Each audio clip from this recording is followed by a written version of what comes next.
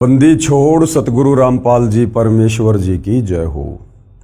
परम पिता परमात्मा सारी सृष्टि के रचनहार कुल मालिक असंख्य ब्रह्मांडों के स्वामी जगत गुरु तीनों लोकों में प्रवेश करके सबका धारण पोषण करने वाले राजाधिराज आत्माधार नाथों के नाथ देवों के देव महादेव सर्वेश्वर महेश्वर मृत्युंजय अजरो अमर आदि अनादि सनातनी प्रभु जगत पिता जगदीश्वर श्री श्री 1008 की उपाधि के वास्तविक अधिकारी अकाल मूरत शब्द स्वरूपी राम वासुदेव सर्वगतम ब्रह्म परम पूज्य प्रथम पूज्य परम संत परम पुरुष परम धनी परम दयालु सत्य कबीर हक्का कबीर अल्लाहु अकबर बाखबर अल्लाह ताला जगत के तारणहार जगत के मुक्तिदाता जगत के जगन्नाथ हारे के सहारे हिंदुओं के राम मुसलमानों के अल्लाह सिखों के वाहिगुरु ईसाइयों के मसीह दया के सागर दया निधि करुणा के सागर करुणा निधि स्वयंभू परिभू संकट मोचन कष्ट हरण मंगल करण दुख भंजन अविगत कबीर निर्विकार निर्विषम परमात्मा अलय अलेख सतगुरु आदि अनादि सतगुरु असली मर्यादा पुरुषोत्तम असली राम असली कृष्ण असली घनश्याम असली मुरारी राजाओं के राजा महाराजाओं के महाराजा शहंशाहों के शहंशाह सम्राटों के सम्राट भगवानों के भगवान अल्लाहों के अल्लाह प्रभुओं के प्रभु मसीहाओं के मसीह सच्चे वाहिगुरु बाबाओं के बाबा पीरों के पीर सेठों के सेठ जगत सेठ सावड़सा सेठ सर्वगुण संपन्न अनंत कोटि कलाओं के स्वामी अनंत कोटि ब्रह्मांडों के नायक योगियों में महायोगी ध्यानियों में महाध्यानी सिद्धों में परम सिद्ध ज्ञानियों में तत्व ज्ञानी ब्रह्म ज्ञानी महाज्ञानी परम ज्ञानी सर्वश्रेष्ठ ज्ञानी विज्ञानी युवा कबीर समर्थ कबीर असमवात अमित ओझा सच्चे रहनुमा करीम अल्लाह सुबहान अल्लाह दुनिया के अंतिम पैगंबर 8 सितंबर 1951 से गांव धनाना जिला सोनीपत हरियाणा भारतवर्ष की पावन भूमि पे प्रकट रियल कल की भगवान श्री नारायण साकार हरि श्री बाबा साहेब नूर अनंत परमात्मा सच्चे दरवेश सच्चे बाखबर संत शिरोमणि सतगुरु रामपाल जी परमेश्वर जी के चरण कमल में आप और हम सभी भाई बहनों का अनंत कोटि दंडवत प्रणाम। सत्साई भाई और बहनों, बहुत बड़ी दया बहुत बड़ी मेहर पूज्य गुरुदेव भगवान की परमेश्वर रामपाल जी की, जिनके शुभ आशीर्वाद से विशेष आशीर्वाद से उन्हीं के सत्संगों के ऊपर बन चुकी पवित्र आध्यात्मिक पुस्तक कबीर बड़ा या कृष्ण के ऊपर वीडियो बनाने की श्रृंखला जारी है। इसी श्रृंखला में आज हमारा ये 6 नंबर का वीडियो है। इस पवित्र पुस्तक कबीर बड़ा या कृष्ण के प्रत्येक वीडियो में हमें अध्यात्म के विषय में वो सब कुछ जानने और समझने को प्राप्त हो रहा है जिसकी तलाश इस आत्मा को सदियों से थी, परंतु तत्व ज्ञान के अभाव से हमारे धर्म गुरु हमारे शास्त्रों में छुपी हुई अध्यात्म को लेकर गूढ़ जानकारी को समाज में फैला नहीं सके, समाज को बता नहीं सके, समाज के सामने रूबरू नहीं कर सके। क्योंकि भाई और बहनों, अपने द्वारा प्रदान की गई शास्त्र अनुकूल शत भक्ति और अपने द्वारा रची गई सृष्टि रचने वाला कबीर परमेश्वर स्वयं ही सतलोक से चलकर गति करके नीचे मनुष्य रूप में प्रकट होकर संत रूप में तत्वदर्शी संत रूप में जगत गुरु रूप में इस ज्ञान को आगे प्रचारित प्रसारित करता है। उस परमेश्वर के बिना सृष्टि रचना के विषय में 21 ब्रह्मांड में कोई एक शब्द भी नहीं बोल सकता है, और यदि बोलेगा तो केवल अटबट ही करेगा, दंत कथा सुनाएगा, लोकवेद के आधार से झूठ फैलाएगा। तो आज इस पृथ्वी का सौभाग्य उदय हुआ कि सर्व सृष्टि रचनहार कबीर परमेश्वर 8 सितंबर 1951 को गांव धनाना जिला सोनीपत हरियाणा भारतवर्ष में प्रकट हुए और अपने निर्धारित समय अनुसार सन 1994 से उन्होंने इस तत्व ज्ञान का प्रचार प्रसार करना शुरू किया। भाई और बहनों, अब ये ज्ञान जन जन तक पहुँचे क्योंकि इसी ज्ञान को प्राप्त करने के लिए आप और हमें उस समर्थ परमेश्वर कबीर जी ने ये मनुष्य शरीर दिया है, लक 84 योनि से निकालकर। और ये मनुष्य जन्म सिर्फ और सिर्फ परमात्मा प्राप्ति के लिए मिलता है, यानी मोक्ष प्राप्ति के लिए मिलता है। और ये कार्य यदि हमने नहीं किया मनुष्य जन्म प्राप्त करके कि मानव जन्म पाए कै जो नहीं रटे हरि नाम, भाई जैसे कुआ जल बिना फिर बनवाया किस काम, तो हमारा मनुष्य जन्म प्राप्त करना निरर्थक हो जाएगा। भाई और बहनों, अब हमें कैसे पता चले कि वास्तव में भक्ति मार्ग क्या है, शास्त्र अनुकूल साधना क्या है, मोक्ष किस विधि से होगा, परमात्मा कौन है, कैसा है, कहाँ रहता है, कैसे मिलता है। तो इन्हीं सब जानकारियों के लिए सतगुरु रामपाल जी ने हजारों की संख्या में सत्संग किए हैं और सैकड़ों की संख्या में पवित्र पुस्तकें लिखी हैं। उन्हीं में से एक पवित्र पुस्तक जिसका नाम है कबीर बड़ा या कृष्ण, जिसके ऊपर वीडियो बनाए जा रहे हैं। आज हमारा ये 6वें नंबर का वीडियो है। अभी तक यदि आपने इस पुस्तक पर बन चुके पहले के 5 वीडियो नहीं देखे हैं तो आज का वीडियो देखना आपके लिए कोई मायने नहीं रखेगा, क्योंकि कड़ी से कड़ी जुड़ती है। जब तक आप पहले के 5 वीडियो नहीं देखेंगे आपको आगे का ज्ञान समझ में नहीं आएगा। और विशेषकर वीडियो नंबर 5 में एक बहुत ही महत्वपूर्ण टॉपिक चला हुआ है, और टॉपिक है जनता की अदालत में मुकदमा। जनता की अदालत में मुकदमा। मुकदमा किस बात को लेकर है?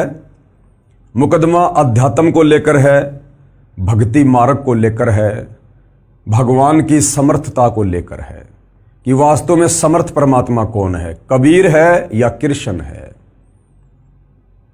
और इस मुकदमे में जज कौन है? जनता। जनता जनार्दन, क्योंकि वर्तमान की जनता शिक्षित है, पढ़ी लिखी है, सही और गलत का निर्णय अपने बुद्धि विवेक से कर सकती है। और जो वकील हैं इस मुकदमे में, कबीर जी की तरफ से उनके वकील हैं सतगुरु रामपाल जी। हालांकि आपकी जानकारी के लिए बता दूं कि कबीर जी ने अपना कोई वकील खड़ा करने की आवश्यकता नहीं पड़ती है। कबीर जी में सर्वगुण हैं, क्योंकि वे सर्वज्ञ हैं। वे जनता भी हैं, वे जज भी हैं, वे वकील भी हैं, वे सब कुछ हैं। लेकिन आप और हमें अध्यात्म को समझाने के लिए सतगुरु रामपाल जी ने स्वयं को कबीर जी का वकील घोषित किया है। तो कबीर जी की तरफ से वकील है सतगुरु रामपाल जी, और श्री कृष्ण जी की तरफ से वकील हैं हिंदू धर्म के तमाम संत, महंत, मंडलेश्वर, आचार्य, शंकराचार्य, महामंडलेश्वर, मठाधीश। और किस बात को लेकर मुकदमा दायर है? कबीर और कृष्ण की समर्थता को लेकर कि वास्तव में समर्थ परमात्मा कौन है। कबीर जी के वकील सतगुरु रामपाल जी दावा करते हैं कि कबीर जी ही सर्व सृष्टि रचनहार हैं, सबके मालिक हैं। इन्होंने असंख्य ब्रह्मांडों की रचना की है और यही तीनों लोकों में प्रवेश करके सबका धारण पोषण करते हैं। और इस बात का आधार उन्होंने बताया हिंदू धर्म के 4 वेद, गीता जी और 18 पुराण। दूसरी तरफ जो कृष्ण जी के वकील हैं हिंदू धर्म गुरु, वो कह रहे हैं कि नहीं जी, कबीर जी के वकील की बात सही नहीं है।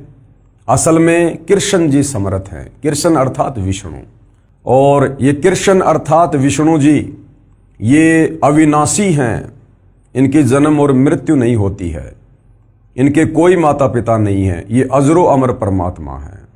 और हमारे हिंदू धर्म के सभी धर्म ग्रंथ इन्हीं के परमेश्वर होने के विषय में समर्थन कर रहे हैं। तो इस बात को लेकर मुकदमा चला हुआ है। तो पिछले वीडियो नंबर 5 में इसी मुकदमे में कबीर परमेश्वर की तरफ से पैरवी करते हुए उनके वकील सतगुरु रामपाल जी ने हिंदू धर्म के ही सदग्रंथों को दिखाकर, श्रीमद् भगवत गीता को दिखाकर, श्री देवी पुराण को दिखाकर ये साबित कर दिया जनता के सामने अदालत में कि कृष्ण जी अविनाशी परमात्मा नहीं है। श्री कृष्ण जी अर्थात विष्णु जी का जन्म होता है, ये मरते हैं। इनकी माता का नाम दुर्गा है, इनके पिता का नाम काल ब्रह्म है। और ये केवल एक ब्रह्मांड में 3 लोकों पर एक एक गुण के स्वामी हैं। रजोगुण के स्वामी ब्रह्मा जी हैं, सतोगुण के स्वामी विष्णु जी हैं और तमोगुण के स्वामी शंकर जी हैं। और ये जन्म और मरण में है। ये कबीर जी के वकील सतगुरु रामपाल जी ने हिंदू धर्मशास्त्रों से जनता के सामने अदालत में बिल्कुल क्लियर कर दिया है। आज के वीडियो नंबर 6 में मुकदमा उसी जनता की अदालत में है। मुद्दा वही है कि समर्थ प्रभु कौन है, कबीर या कृष्ण। दोनों पक्ष के वकील भी हैं, कबीर जी की तरफ से सतगुरु रामपाल जी और कृष्ण जी की तरफ से हिंदू धर्मगुरु। और आज जनता की अदालत में कबीर जी के वकील सतगुरु रामपाल जी ये साबित करने वाले हैं कि हमारे जो हिंदू धर्म ग्रंथ हैं, विशेषकर पवित्र गीता जी का जिन लोगों ने अनुवाद किया है, उन लोगों ने अनुवाद सही नहीं किया है। उन लोगों ने अर्थों के अनर्थ कर दिए हैं। और वो कौन कौन गुरुजन हैं, धर्मगुरु हैं, संत हैं, जिन्होंने अपने आप को परम विद्वान समझकर, संस्कृत के ज्ञाता समझकर गीता जी का अनुवाद किया और उस अनुवाद में बहुत सारी गलतियां की हैं। अब उन तमाम गलतियों को जनता के सामने अदालत में कबीर जी के वकील सतगुरु रामपाल जी ने पवित्र श्रीमद् भगवत गीता जी को दिखाकर क्लियर किया है, प्रमाणित किया है। तो अब हम चलते हैं पवित्र पुस्तक कबीर बढ़ाया कृष्ण के ऊपर। गीता अनुवादकों की अज्ञानता का प्रमाण। जिन गीता अनुवादकर्ताओं को हम बहुत बड़ा विद्वान पंडित मान रहे थे, शास्त्रों के ज्ञाता समझ रहे थे कि इन्होंने इन शास्त्रों का जो अनुवाद कर दिया वो बिल्कुल ओके है, फाइनल है। लेकिन भाइयों और बहनों, टीचर की गलती को टीचर ही बता सकता है, विद्यार्थी कभी नहीं बता सकता। तो धर्म गुरुओं की गलतियों को आप और हमारे जैसे श्रद्धालु नहीं पकड़ सकते, धर्म गुरु ही पकड़ सकता है। तो हिंदू धर्म के जितने भी धर्मगुरु हैं, ये भी अपने आप को धर्मगुरु कहते हैं और सतगुरु रामपाल जी तो वास्तव में धर्मगुरु हैं। तो सतगुरु रामपाल जी ने क्या क्या गलतियां इन गीता अनुवादकों की प्रमाणित की हैं, देखिएगा। पेश है श्री कृष्ण जी के वकील साहिबानों की सरेआम अज्ञानता व शब्दों के अर्थों के अनर्थ का प्रमाण। क्योंकि जितने भी हिंदू धर्म के धर्मगुरु हैं, ये श्री कृष्ण अर्थात विष्णु जी के वकील हैं, अर्थात ये उन्हीं को भगवान बताते हैं, परमात्मा बताते हैं। तो इन लोगों ने जो जो गलतियां की हैं शास्त्रों का अनुवाद करते समय, वो अब सार्वजनिक की जा रही हैं कबीर जी के वकील सतगुरु रामपाल जी के द्वारा। देखिएगा, गीता अध्याय 18 श्लोक 66। गीता जी अध्याय 18 श्लोक 66 है और इसके अंदर एक शब्द आता है व्रज। श्लोक है, सर्वे धर्मानाम परित्यज्य मम एकम शरणम व्रज अहम तवा सर्वे पापेभ्ये मोक्षयामि मा शुच। गीता ज्ञान दाता यानी गीता जी का ज्ञान देने वाला। हिंदू धर्म के श्रद्धालु अज्ञानता में श्री कृष्ण जी को गीता जी का ज्ञान दाता समझ रहे हैं, जबकि वास्तव में गीता का ज्ञान देने वाला प्रभु श्री कृष्ण नहीं, बल्कि श्री कृष्ण जी के शरीर में प्रवेश करके इनके पिता काल ब्रह्म ने गीता जी का ज्ञान दिया। और गीता अध्याय 18 श्लोक 66 में गीता ज्ञान दाता श्री अर्जुन को क्या कह रहा है कि अर्जुन सर्व धर्मानाम परित्यज्य माम, कि मेरे स्तर की जितनी भी भक्ति पूजा है वो तू मुझे समर्पित कर दे। और एकम शरणम व्रज, और जो मैंने तुझे वो एक परमात्मा बताया है, सर्वश्रेष्ठ परमात्मा बताया है, पुरुषोत्तम बताया है। एकम यानी अद्वितीय, जिसके बराबर और कोई दूसरा ना हो। एकम शरणम व्रज, उस एक अद्वितीय परमात्मा की शरण में चला जा अगर तुझे मोक्ष चाहिए तो। सर्वे धर्मानाम परित्यज्य माम एकम शरणम व्रज अहम तवा सर्वे पापे भी मोक्षयामी मां शुच। मैं तुझे सभी प्रकार के कर्म बंधनों से मुक्त कर दूंगा, तू चिंता मत कर। अब हमारे गीता अनुवादकों को तत्व ज्ञान नहीं था। ये श्री कृष्ण अर्थात विष्णु से ऊपर किसी को परमात्मा नहीं मानते थे। तो इस श्लोक में गीता ज्ञानदाता कह रहा कि अर्जुन, मेरे लेवल की सारी धार्मिक पूजा मुझे दे दे और तू उस एक अद्वितीय परमात्मा की शरण में चला जा। तो गीता अनुवादकों ने सोचा कि भाई जब श्री कृष्ण अर्थात विष्णु से ऊपर कोई भगवान ही नहीं है, तो गीता ज्ञान देते समय श्री कृष्ण अर्थात विष्णु जी अपने से अन्य किसी और परमात्मा की शरण में जाने के लिए अर्जुन को क्यों कह रहे हैं? वो और परमात्मा कौन है जो श्री कृष्ण अर्थात विष्णु जी से भी समर्थ है? तो ये बात हमारे गीता अनुवादकों को समझ में नहीं आई। तो इन्होंने घुमा फिरा के इस श्लोक का उल्टा अर्थ कर दिया। वर्ज का मतलब है जा, चला जा, जाना, और इन्होंने तत्व ज्ञान के अभाव में वर्ज का अर्थ कर दिया आजा, आना। कि भाई श्री कृष्ण जी अपने लिए कह रहे हैं कि मेरी शरण में आ जा, जबकि इन्होंने इतना विचार नहीं किया कि अर्जुन श्री कृष्ण जी का जीजा था, क्योंकि श्री कृष्ण जी की बहन सुभद्रा अर्जुन की पत्नी थी और पांचों पांडव श्री कृष्ण जी के शिष्य थे, यानी श्री कृष्ण जी की शरण में थे। तो विचार करना चाहिए, अर्जुन तो पहले से ही श्री कृष्ण जी की शरण में था, फिर भला श्री कृष्ण जी ये क्यों कहेंगे कि मेरी शरण में आ जा, जबकि वो तो पहले से ही उसका शिष्य था। वो गीता ज्ञानदाता कह रहा है कि अर्जुन उस एकमात्र सर्वश्रेष्ठ परमात्मा की शरण में जा, जिसके विषय में मैंने तेरे को पहले गीता ज्ञान देते समय अध्याय 2 श्लोक नंबर 17 में कहा है कि उस अविनाशी को मारने में कोई भी सक्षम नहीं है। वो सर्वश्रेष्ठ परमात्मा है, जिसके विषय में गीता ज्ञानदाता ने अध्याय 15 श्लोक नंबर 17 में कहा कि उत्तम पुरुष तु अन्य परमात्मा इति उदारते ये लोग तरम अवश्य विवर्ति अव ईश्वरे। कि वास्तव में गीता अध्याय 15 श्लोक 16 में वर्णित दो भगवान क्षर पुरुष और अक्षर पुरुष, इन दोनों से सर्वश्रेष्ठ परमात्मा तो कोई अन्य ही है, जो तीनों लोकों में प्रवेश करके सबका धारण पोषण करता है। और गीता अध्याय 8 श्लोक 3 में उसका नाम बताया कि वो परम अक्षर ब्रह्म है। तो गीता अध्याय 18 श्लोक 66 में गीता ज्ञान देने वाला अर्जुन को उस परम अक्षर ब्रह्म की शरण में जाने की सलाह दे रहा है कि जब तक तू उसकी शरण में नहीं जाएगा, तेरा जन्म और मरण समाप्त नहीं होगा, तू परम शांति को प्राप्त नहीं होगा, शाश्वत स्थान सतलोक को प्राप्त नहीं होगा। तो गीता ज्ञानदाता अपनी जगह पर बिल्कुल सही है और अर्जुन को बिल्कुल सही सलाह दे रहा है कि अर्जुन, तू मेरे लेवल की जितनी भी पूजा है, पाठ है, धार्मिक अनुष्ठान है, ये सब तू मुझे दे दे।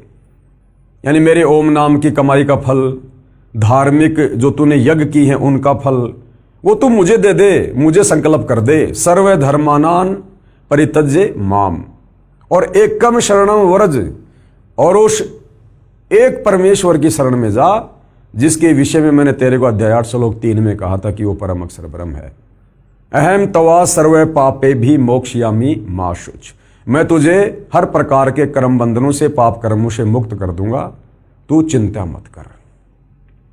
लेकिन गीता अनुवादकों की नासमझी के चलते आज तक बेचारा हिंदू समाज भी नहीं समझ पाया कि वास्तव में एक सर्वश्रेष्ठ परमात्मा क्यों है, क्योंकि हमारे गीता अनुवादकों ने तत्व ज्ञान के अभाव में घुमा फिरा के वर्ज शब्द के अर्थ का अनर्थ करके, उल्टा अर्थ करके, जाना को आना लिखकर और श्री कृष्ण जी के सर पे टोपी पहना दी। तो अब सतगुरु रामपाल जी जनता की अदालत में श्री कृष्ण जी के वकीलों के सामने कबीर परमेश्वर के वकील की भूमिका में और सबको प्रमाणित करके दिखा रहे हैं कि हमारे गीता अनुवादकों ने किस प्रकार से गफलत की है, गलती की है शास्त्रों का अनुवाद करते समय। पेश है श्री कृष्ण जी के वकील साहिबानों की सरेआम अज्ञानता व शब्दों के अर्थों के अनर्थ का प्रमाण। तो ये देखिए गीता अध्याय 18 श्लोक 66 जो अभी आपको बताया गया है। गीता जी के सब अनुवादकों ने गीता अध्याय 18 श्लोक 66 का अनुवाद गलत किया है। इस श्लोक 66 के मूल पाठ में व्रज शब्द है। क्या शब्द है? व्रज। सर्व धर्मान परित्यज्य माम एकम शरणम व्रज, जिसका अर्थ आना किया है, जबकि व्रज का अर्थ होता है जाना, जो कि गलत है। व्रज का अर्थ जाना, चले जाना, प्रस्थान करना, एक स्थान से दूसरे स्थान पर जाना होता है।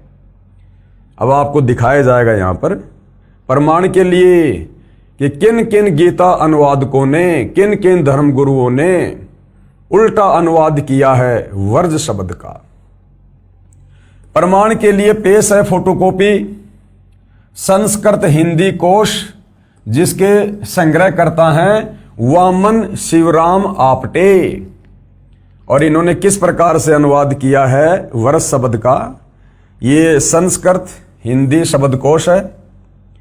ये लेखक हैं वामन शिवराज आपटे, चौखंबा विद्या भवन वाराणसी, यहां से ये प्रकाशित है। ये देखिएगा, ये व्रज शब्द है, व्रज। और हिंदी संस्कृत शब्दकोश में व्रज का क्या अर्थ है आपकी आंखों के सामने है। व्रज का अर्थ है जाना। व्रज यानी जाना, चलना, प्रगति करना, पधारना, पहुंचना, दर्शन करना, विदा होना, सेवा से निवृत्त होना, पीछे हटना, ये व्रज का अर्थ है, जाना, चलना। ये संस्कृत हिंदी शब्दकोश में साफ साफ लिखा हुआ है। ठीक है जी। देखिएगा, शब्दकोश से स्पष्ट हुआ कि व्रज माने जाना है।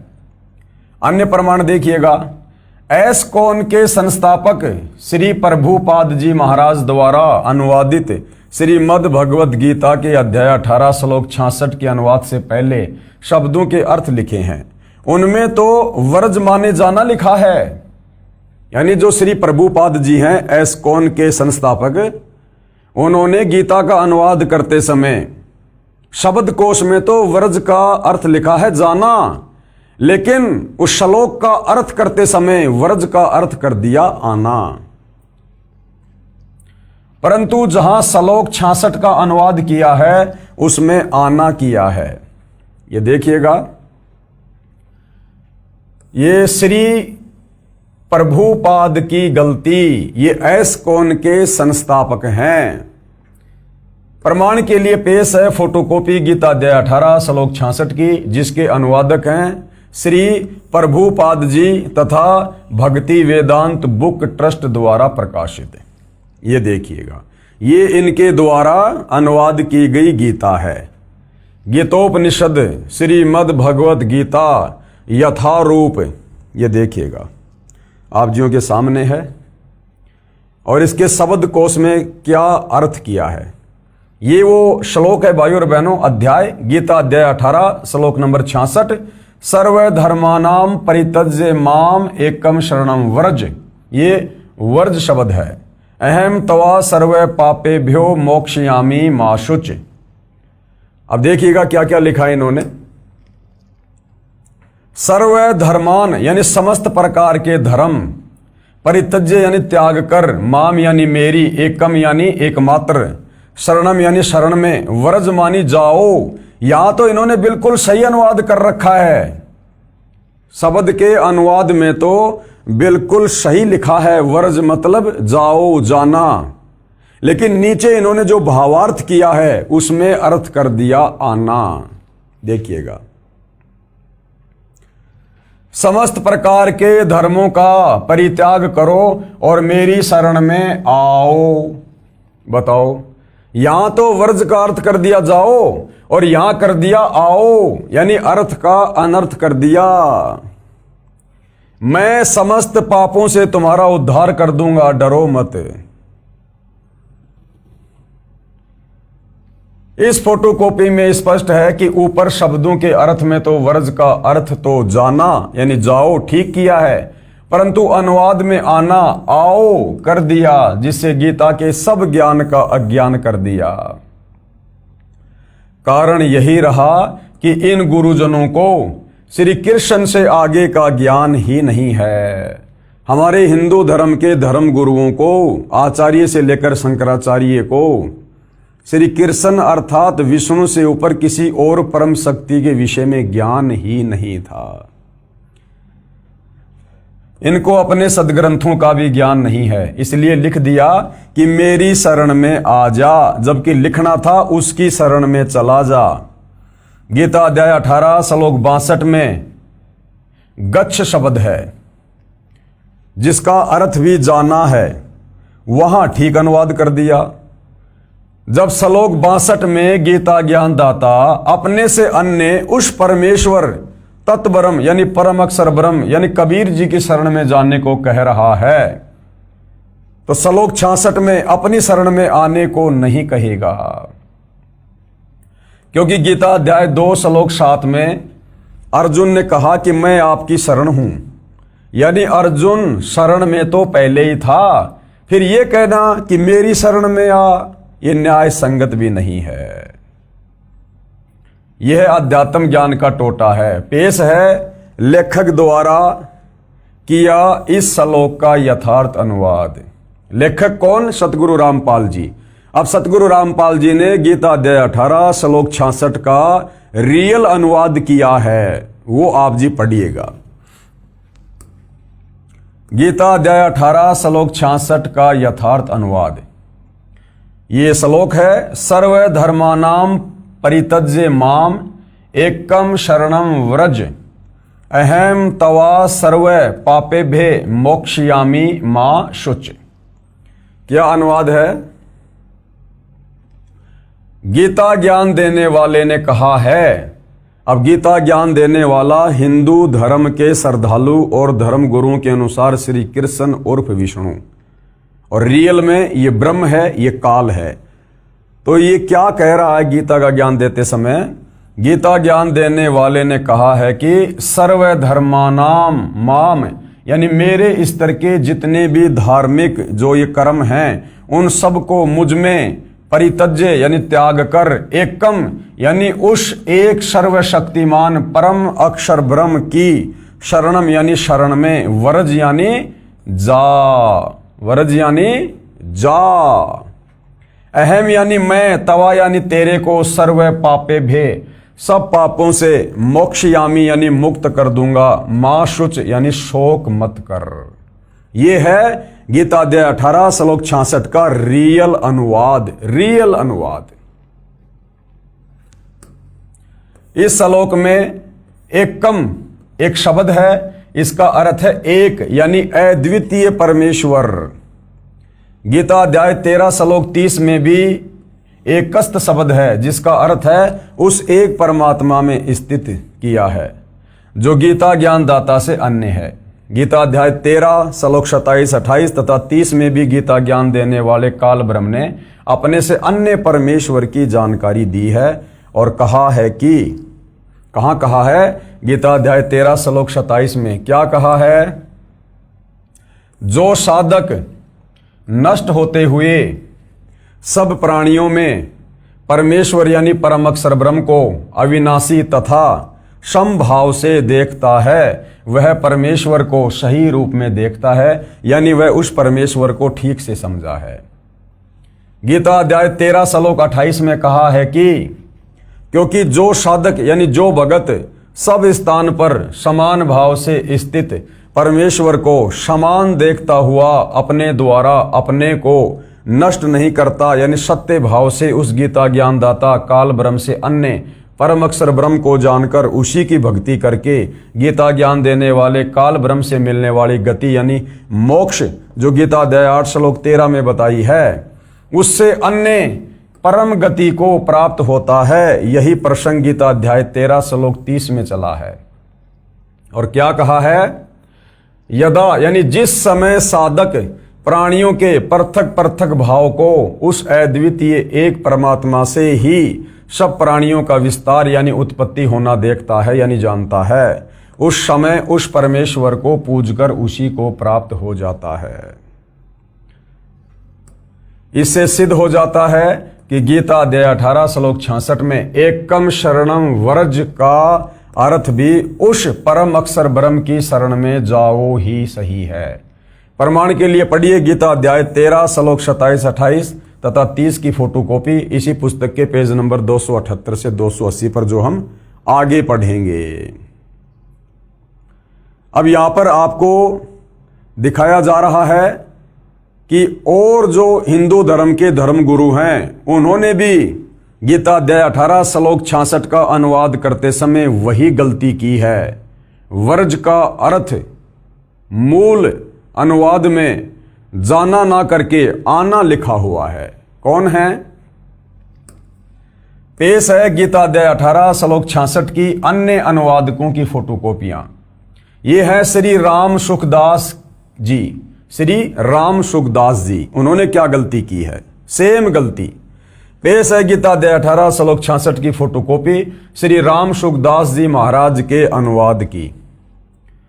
तो ये गीता जी है जो श्री राम सुखदास जी ने लिखी है, गीता प्रबोधनी, और यहां लिखा हुआ है श्री राम सुखदास।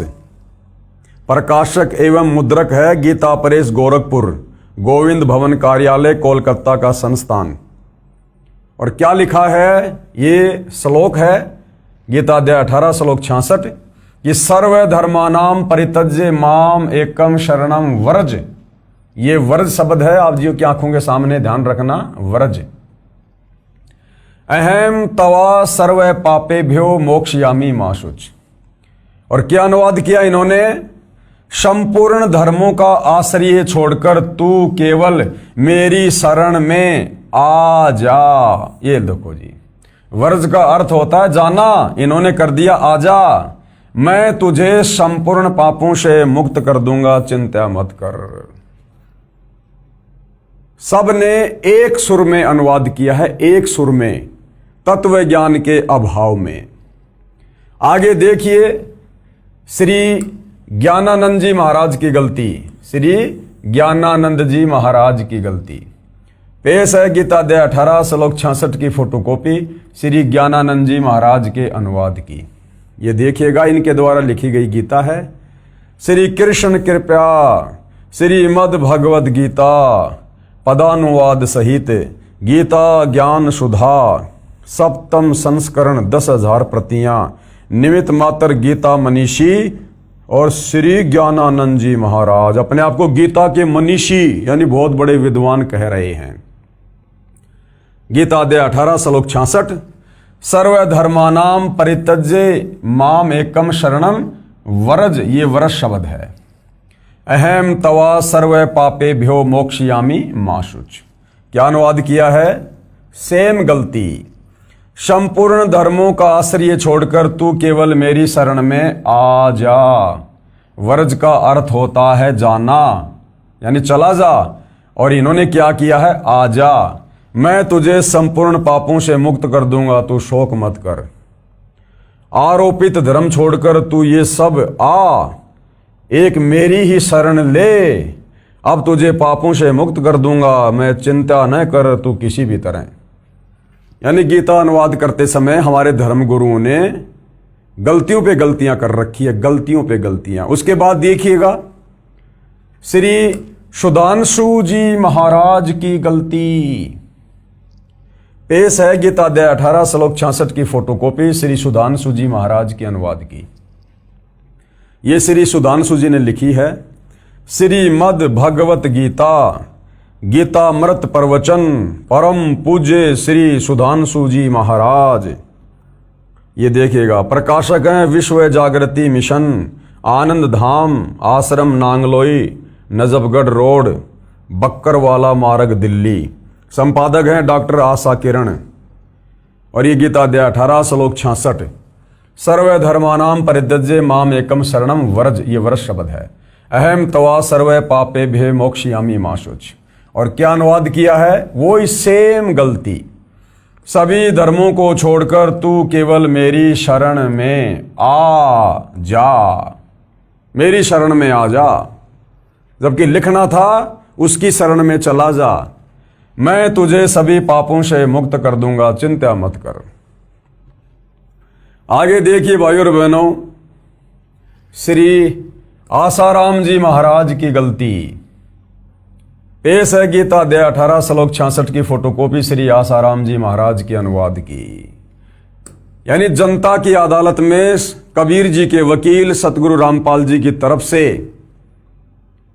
और जितने भी हमारे ये धर्म गुरु हैं, इनकी विद्वता का आईना दिखाया जा रहा है। सारे के सारे भेड़ चाल में चल रहे हैं, सारे के सारे भेड़ चाल में। श्री कृष्ण जी से ऊपर ये जान ही नहीं पाए कि कोई सुप्रीम गॉड भी है, कोई सुप्रीम परमात्मा भी है।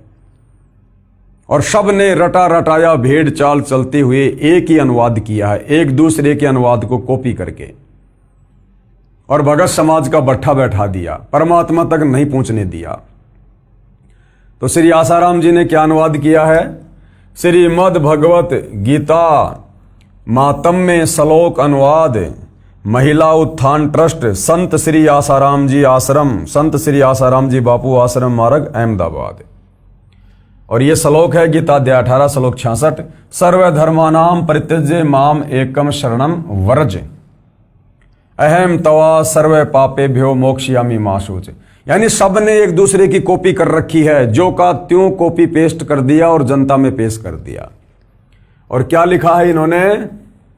संपूर्ण धर्मों को अर्थात संपूर्ण कर्तव्य कर्मों को मुझ में त्याग कर तू केवल एक मुझ सर्वशक्तिमान सर्वाधार परमेश्वर की शरण में ही आ जा। अरे वो तो पहले से ही श्री कृष्ण जी की शरण में था, बार बार क्या शरण में आएगा? व्रज का अर्थ करना था जा, और अर्थ कर दिया आ जा। मैं तुझे संपूर्ण पापों से मुक्त कर दूंगा, तू शोक मत कर। आगे देखिएगा, हिंदू धर्म के महान धर्मगुरुओं के द्वारा जो गीता जी का अनुवाद किया गया है, उसकी झलक यहां पर जनता को दिखाई जा रही है। ये देखिए, श्री अड़गड़ानंद जी महाराज की गलती। इनके तो नाम से ही स्वयं सिद्ध है कि ये तो गड़बड़ करेंगे, जब नाम ही श्री अड़गड़ानंद जी महाराज है। पेश है गीता अध्याय 18 श्लोक 66 की फोटोकॉपी श्री अड़गड़ानंद जी महाराज के अनुवाद की। श्री अड़गड़ानंद महाराज जी क्या कर रहे हैं? श्रीमद् भगवद गीता यथार्थ गीता मानव धर्मशास्त्र परम पूज्य श्री परमहंस महाराज का कृपया प्रसाद, स्वामी श्री अड़गड़ानंद जी महाराज, श्री परमहंस धाम, ग्राम पत्रालय, सक्तेशगढ़ जिला, मिर्जापुर, भारत। और कहाँ से प्रकाशक है? श्री परमहंस स्वामी अड़गड़ानंद जी आश्रम ट्रस्ट, न्यू अपोलो स्टेट, गाला नंबर 5, और ये मोगरा लेन, रेलवे सबवे, अंधेरी पूर्व, बंबई। और ये श्लोक आप जियों के सामने है, गीता अध्याय 18 श्लोक 66, सर्वधर्मान परित्यज्य माम एकम शरणम व्रज, अहम तवा सर्व पापेभ्यो मोक्षयामि मा शुच। और क्या अनुवाद किया इन्होंने? वही अनुवाद, संपूर्ण धर्मों को त्याग कर, अर्थात मैं ब्राह्मण श्रेणी का करता हूं या शूद्र श्रेणी का क्षत्रिय हूं अर्थात वैश्य, इसके विचार को त्याग कर केवल एक मेरी अनन्य शरण को प्राप्त हो, यानी मेरी शरण में आ जा, मेरी शरण को प्राप्त कर ले, मैं तुझे संपूर्ण पापों से मुक्त कर दूंगा, तू शोक मत कर। इसने और ही अड़ंगाड़ा दिया बीच में अड़गड़ानंद जी ने, मैं ब्राह्मण हूं अर्थात शूद्र हूं अर्थात क्षत्रिय हूं अर्थात वैश्य हूं, फालतू की बातें। आगे देखिए, हंसादेश पंथ वालों की गलती। हंसादेश में दो भाई हैं, श्री सतपाल जी महाराज और श्री प्रेम रावर्त उर्फ बाल योगेश्वर जी। इन्होंने भी वही गलती की, वही भेड़ चाल। ये देखिएगा, हंसादेश पंथ वालों की गलती। पेश है हंसादेश वाले पंथ श्री सतपाल जी महाराज व श्री प्रेम रावत जी महाराज के आश्रम से अनुवादित गीता अध्याय 18 श्लोक 66 की फोटोकॉपी। श्रीमद् भगवद गीता भाव प्रबोधनी भाषा टीका सहित अनुवादक हैं ब्रह्मलीन महात्मा सत्यानंद और सर्वज्ञानंद आदि संपादक हंसादेश प्रकाशक मानव उत्थान सेवा समिति पंजाब विभाग नई दिल्ली। ये गीता अध्याय 18 श्लोक 66, सर्वधर्मान परित्यज्य माम एकम शरणम व्रज, अहम तवा सर्व पापे भ्यो मोक्षयामी माशुच। और क्या अनुवाद किया है इन महापुरुषों ने? सर्व धर्मों के कर्मों को छोड़कर तू केवल मेरी ही शरण में आ जा, मेरी शरण में आ, मेरी शरणागत रूप धर्म में लग, मैं तुझे संपूर्ण पापों से मुक्त कर दूंगा। लिखना था जा, चला जा उस परमेश्वर की शरण में अगर मुक्त होना है तो, और लिख दिया इन्होंने अनुवादकों ने कि तू आजा मेरी शरण में, आजा, जन्म मरण में पड़ा रहे यहीं पे। विशेष उपरोक्त प्रमाणों से स्पष्ट है कि मेरे यानी लेखक के यानी सतगुरु रामपाल जी के अतिरिक्त किसी को भी गीता का ज्ञान नहीं है, 101% नहीं है। सबने शब्द के अर्थों का अनर्थ करके ज्ञान का अज्ञान बनाकर जनता को भ्रमित कर रखा है। उपरोक्त श्लोकों से प्रमाणित हुआ कि गीता ज्ञान देने वाले से अन्य परमेश्वर है, जो सृष्टि की उत्पत्ति करता व धारण पोषण करता परम शांति प्रदान करने वाला परमेश्वर है। उसी की शरण में जाने के लिए कहा है कि एकम शरणम व्रज, कि अर्जुन उस परम अक्षर ब्रह्म की शरण में जा, जिसके विषय में मैंने तेरे को गीता अध्याय 8 श्लोक 3 में कहा है कि वो परम अक्षर ब्रह्म है। अब देखिएगा भाइयों और बहनों, गीता ज्ञान देने वाले से अन्य समर्थ परमेश्वर है, यानी गीता ज्ञान दाता। जब तक आपको तत्व ज्ञान नहीं है तब तक आप श्री कृष्ण जी कह रहे हो, और जब तत्व ज्ञान हो जाएगा तो पता चलेगा कि गीता ज्ञान दाता काल ब्रह्म है। तो गीता ज्ञान देने वाले से अन्य समर्थ परमात्मा है। अब इसका प्रमाण देखिएगा आप। गीता अध्याय 7 श्लोक 29 में गीता ज्ञान बोलने वाले ने, जिसे आप श्री कृष्ण और विष्णु मानते हो, उसने अपने से अन्य परमेश्वर के विषय में बताया है। कहा है कि जो मेरी शरण होकर यानी मेरी राय मानकर उस परमेश्वर के विषय में किसी तत्वदर्शी संत से तत्व ज्ञान समझ लेते हैं, जरा यानी वृद्ध अवस्था अर्थात बुढ़ापे तथा मरण यानी मृत्यु से छूटने के लिए प्रयत्न करते हैं, वे तत्ब्रह्म यानी उस परमेश्वर को, संपूर्ण अध्यात्म को तथा संपूर्ण कर्मों को जानते हैं। ये देखिएगा, पेश है गीता अध्याय 7 श्लोक 29 की फोटोकॉपी। गीता ज्ञान दाता आप लोगों के अनुसार श्री कृष्ण और विष्णु अर्जुन को अपने से अन्य परमात्मा के विषय में क्या कह रहा है। ये देखिए, जरा मरण मोक्षाय माम आश्रिते यतन्ति ये ते ब्रह्म तत्व विदु कृत्स्नम अध्यात्म क्रम च अखिलम। क्या अनुवाद किया है आप जियों के सामने है। जो मेरे शरण होकर यानी जो मेरी राय मानकर, जो मैं गीता जी में बता रहा हूं उस परमेश्वर के विषय में, जो मेरे शरण होकर जरा और मरण से छूटने के लिए, क्योंकि काल के लोक में सबसे बड़ा कष्ट है बुढ़ापा और मृत्यु। जरा यानी बुढ़ापा और मरण यानी मृत्यु से छूटने के लिए यानी मोक्ष प्राप्त करने के लिए जो भगत यत्न करते हैं, वे पुरुष उस ब्रह्म को अपने से अन्य किसी और ब्रह्म के विषय में कह रहा है गीता ज्ञानदाता, कि वे उस ब्रह्म यानी भगवान को, संपूर्ण अध्यात्म को तथा संपूर्ण कर्मों को जानते हैं। गीता ज्ञान देने वाले की राय मानकर, क्योंकि गीता ज्ञानदाता ने गीता अध्याय 4 श्लोक नंबर 34 में अपना मत बताया, अपनी राय दी अर्जुन को कि अर्जुन, अगर तुझे परमात्मा के विषय में जानना है, परम शांति प्राप्त करनी है, तो किसी तत्वदर्शी संत की खोज कर ले और उस तत्वदर्शी संत की शरण में जा, वही तुझे परमात्मा के विषय में बताएगा। तो यहां गीता अध्याय 7 श्लोक 29 में गीता ज्ञानदाता कह रहा है कि जो मेरी बात मानकर, मेरी राय मानकर जो मैंने गीता ज्ञान देते समय कही है, और जो उस तत्व ब्रह्म की खोज में चले जाते हैं, उसकी शरण में चले जाते हैं, वो मुक्त हो जाते हैं, वो सब कर्मों को जानते हैं। फिर वो गीता अध्याय 8 श्लोक 1 में अर्जुन ने गीता ज्ञान देने वाले से प्रश्न किया कि जो आपने गीता अध्याय 7 श्लोक 29 में अभी जो आपने पढ़ा, आपने उसमें जो ये तत्व ब्रह्म कहा है कि उस ब्रह्म को जिसको जानने वाले केवल वृद्ध अवस्था से यानी बुढ़ापे से तथा मरण से छूटने का प्रयत्न करते हैं, यानी केवल मोक्ष चाहते हैं, संसार की किसी सुख सुविधा की इच्छा नहीं करते, कृपया बताइए किम तत्परम, अर्थात वह ब्रह्म कौन है, वो भगवान कौन है जिसके विषय में आप गीता अध्याय 7 श्लोक 29 में कह रहे हो कि जो मेरे शरण होकर जरा और मरण से छूटने के लिए यत्न करते हैं वे उस ब्रह्म को, संपूर्ण अध्यात्म को तथा संपूर्ण कर्मों को जानते हैं। तो अर्जुन कह रहा है कि वो तत्ब्रह्म कौन है, तत् ब्रह्म, कि वो तत्ब्रह्म कौन है, वो भगवान कौन है। अध्याय 8 श्लोक 1 में फिर अर्जुन ने पूछा, क्योंकि गीता अध्याय 7 श्लोक नंबर 29 में इतने श्लोक हैं, उसके बाद में गीता अध्याय 8 शुरू हो जाता है। तो गीता अध्याय 8 श्लोक 1 में अर्जुन ने कहा कि आपने अध्याय 7 श्लोक 29 में जिस भगवान के विषय में बताया है, जिस तत्ब्रह्म के विषय में जानकारी दी है, वो तत्ब्रह्म कौन है, वो भगवान कौन है। तो गीता अध्याय 8 श्लोक 1 में गीता ज्ञान दाता क्या कह रहा है कि वो तत्ब्रह्म कौन है, मेरे से अन्य परमात्मा कौन है।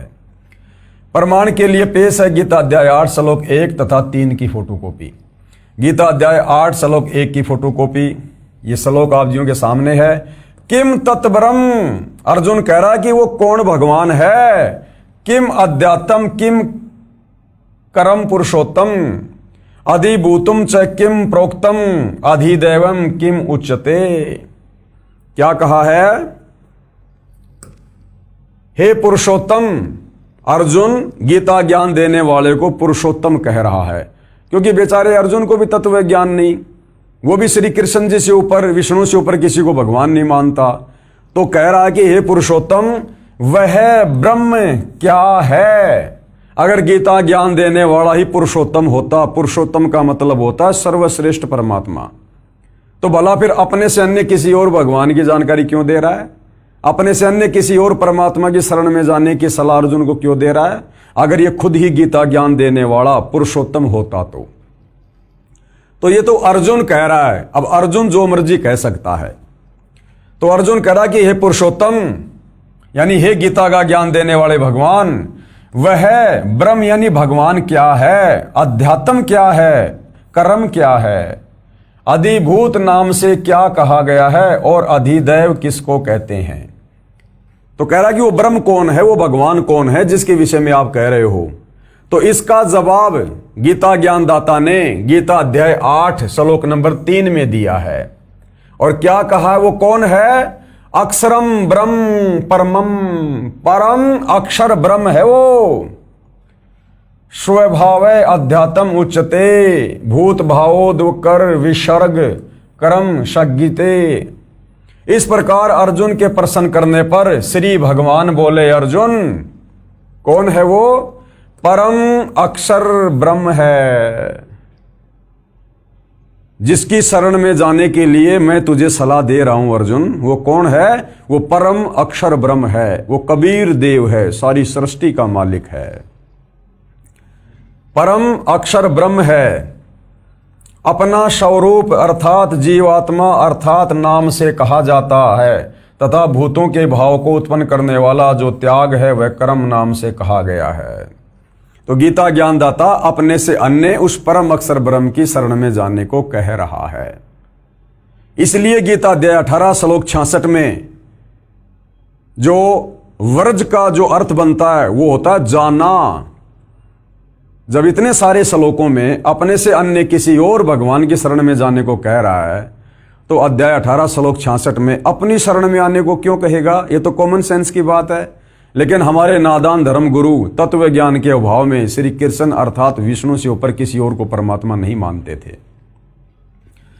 अन्य प्रमाण गीता ज्ञान दाता से अन्य परमेश्वर का, इसी गीता अध्याय 8 के श्लोक 5 तथा 7 में तो गीता ज्ञान दाता ने अपनी पूजा करने को कहा है। ध्यान देना, गीता अध्याय 8 श्लोक 5 और 7 में तो गीता ज्ञान देने वाले श्री कृष्ण और विष्णु ने यानी ब्रह्म ने अपनी भक्ति पूजा साधना करने के लिए कहा है।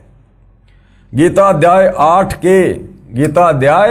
8 के श्लोक 5 तथा 7 में गीता ज्ञान दाता ने अपनी पूजा करने को कहा है कि हे अर्जुन, यदि तू मेरी भक्ति करेगा तो निसंदेह मेरे को ही प्राप्त होगा। बिल्कुल सही बात है। इसलिए युद्ध भी कर और मेरा सुमरण भी कर, मुझे ही प्राप्त होगा। फिर इसी गीता अध्याय 8 के श्लोक नंबर 8, 9 तथा 10 में अपने से अन्य उस तत्व ब्रह्म की शरण में जाने के लिए कह रहा है। अध्याय 8 के श्लोक नंबर 8, 9 तथा 10 में अपने से अन्य तत्व ब्रह्म यानी परम अक्षर ब्रह्म, परम दिव्य पुरुष यानी परमेश्वर के विषय में बताया है और कहा है कि जो साधक यानी जो भगत उस परमेश्वर अर्थात परम अक्षर ब्रह्म की भक्ति करता है तो उसी को प्राप्त होता है। तो गीता अध्याय 18 श्लोक 66 में गीता ज्ञानदाता ये कहकर कि सर्वधर्मान परित्यज्य माम और एकम शरणम वर्ज, वो जिस अद्वितीय परमात्मा की शरण में जाने को कह रहा है वो परम अक्षर ब्रह्म है, कबीर देव है। पेश है गीता अध्याय 8 के श्लोक 5 व 7 की फोटोकॉपी, जिसमें गीता ज्ञान देने वाले ने अपनी भक्ति करने के लिए कहा है। गीता अध्याय 8 श्लोक 5 की फोटोकॉपी आप जियों के सामने है, देख सकते हैं। ये लिखा हुआ है, अंत काले च माम एवं शरणम मुक्त्वा कलेवरम ये प्रयाति स मध्यावम याति न अस्ति अत्र संशय। क्या अनुवाद किया है? जो पुरुष यानी जो व्यक्ति अंत काल में भी यानी मरते समय भी मुझको ही सुमरण करता हुआ शरीर को त्याग कर जाता है, यानी मेरा ओम नाम का जाप करता हुआ मरता है, वह मेरे साक्षात स्वरूप को प्राप्त होता है, इसमें कुछ भी संशय नहीं। यानी वो मेरे ब्रह्म लोक में आ जाता है, क्योंकि गीता ज्ञानदाता ब्रह्म जिसकी साधना का मंत्र ओम है और ये ब्रह्म लोक में रहता है। तो कह रहा है कि मेरा भगत मरते दम तक जो मेरे ओम नाम का जाप करता है वो मरने के बाद में मुझे प्राप्त होता है, यानी मेरे ब्रह्म लोक में आ जाता है। गीता अध्याय 8 श्लोक 7 की फोटोकॉपी देखिएगा। तस्मात् सर्वेषु कालेषु माम अनुसर युद्धे च मयि अपिर्त मनोबुद्धि माम एवं ऐसी असंशयम। क्या कह रहा है? इसलिए हे अर्जुन, तू सब समय में निरंतर मेरा सुमरण कर और युद्ध भी कर। इस प्रकार मुझ में अर्पण किए हुए मन बुद्धि युक्त होकर तू निसंदेह मुझको ही प्राप्त होगा। यानी मेरी भक्ति करेगा तो अर्जुन तू मेरे को प्राप्त होगा। और अब क्या कह रहा है? अब ये गीता ज्ञानदाता अपने से अन्य उस परम अक्षर ब्रह्म की शरण में जाने को कह रहा है, जिसकी शरण में जाने से ही परम शांति मिलेगी, मोक्ष होगा। गीता ज्ञानदाता से अन्य परमेश्वर। पेश है गीता अध्याय 8 के ही श्लोक नंबर 8, 9 तथा 10 की फोटोकॉपी, जिसमें गीता ज्ञानदाता ने अपने से अन्य परम दिव्य पुरुष यानी परमेश्वर यानी परम अक्षर ब्रह्म की भक्ति करने को कहा है। ये गीता अध्याय 8 के श्लोक 8 की फोटोकॉपी है। श्लोक आप जियों के सामने है। सामने आपको सीधा लिखा हुआ हिंदी अनुवाद पढ़ा देते हैं, देखिएगा। जहां गीता ज्ञानदाता अपने से अन्य उस परम अक्षर ब्रह्म की शरण में जाने को कह रहा है। हे पार्थ यानी हे अर्जुन, यह नियम है कि परमेश्वर के ध्यान के अभ्यास रूप योग से युक्त दूसरी ओर न जाने वाले चित्त से निरंतर चिंतन करता हुआ मनुष्य परम प्रकाश रूप दिव्य पुरुष को अर्थात परमेश्वर को ही प्राप्त होता है। यानी उस परम अक्षर ब्रह्म की भक्ति तत्वदर्शी संत से लेकर करने वाला अंत में उसी परम अक्षर ब्रह्म यानी परमेश्वर को प्राप्त होता है। यानी आपको यह दिखाया जा रहा है कि गीता ज्ञान देने वाला जिसको आप श्री कृष्ण मानते हैं वो फाइनल परमात्मा नहीं है, वो अपने से अन्य किसी और सर्वश्रेष्ठ परमेश्वर की शरण में जाने की सलाह दे रहा है। गीता अध्याय 8 के ही श्लोक 9 की फोटोकॉपी ये देखिएगा। यहां तो साफ साफ भाई और बहनों कबीर परमात्मा का नाम भी लिखा हुआ है, कवीम साफ साफ नाम लिखा हुआ है, क्योंकि चारों वेदों का सार है गीता जी, और वेदों में कबीर परमेश्वर का नाम है कबीर देव, जिनको कवि कहकर भी संबोधित किया गया है। तो गीता अध्याय 8 श्लोक 9 में साफ साफ उस कबीर परमेश्वर का नाम भी है। कवीम पुराणम अनुशासितारम अणो अणियांसम अनुशमेरेत ये सर्वस्य धातारम अचिंत्य रूपम आदित्य वर्णम तमस प्रस्तात। क्या लिखा है? जो पुरुष यानी जो परमात्मा सर्वज्ञ यानी सब कुछ जानने वाला। ये जो कवीम शब्द है, कोई ये ना सोचे कि ये तो किसी कवि के लिए लिखा हुआ है। ये गीता कोई मनोरंजन की पुस्तक नहीं है, कोई चुटकुले की पुस्तक नहीं है, ये कोई कवि सम्मेलन की पुस्तक नहीं है। और यहां पर जो कवि है इसका अर्थ कर दिया सर्वज्ञ। ये देखिएगा, ये लिखा हुआ है यहां पर कवीम, और यहां अर्थ कर दिया सर्वज्ञ, जबकि कवि का अर्थ सर्वज्ञ नहीं होता।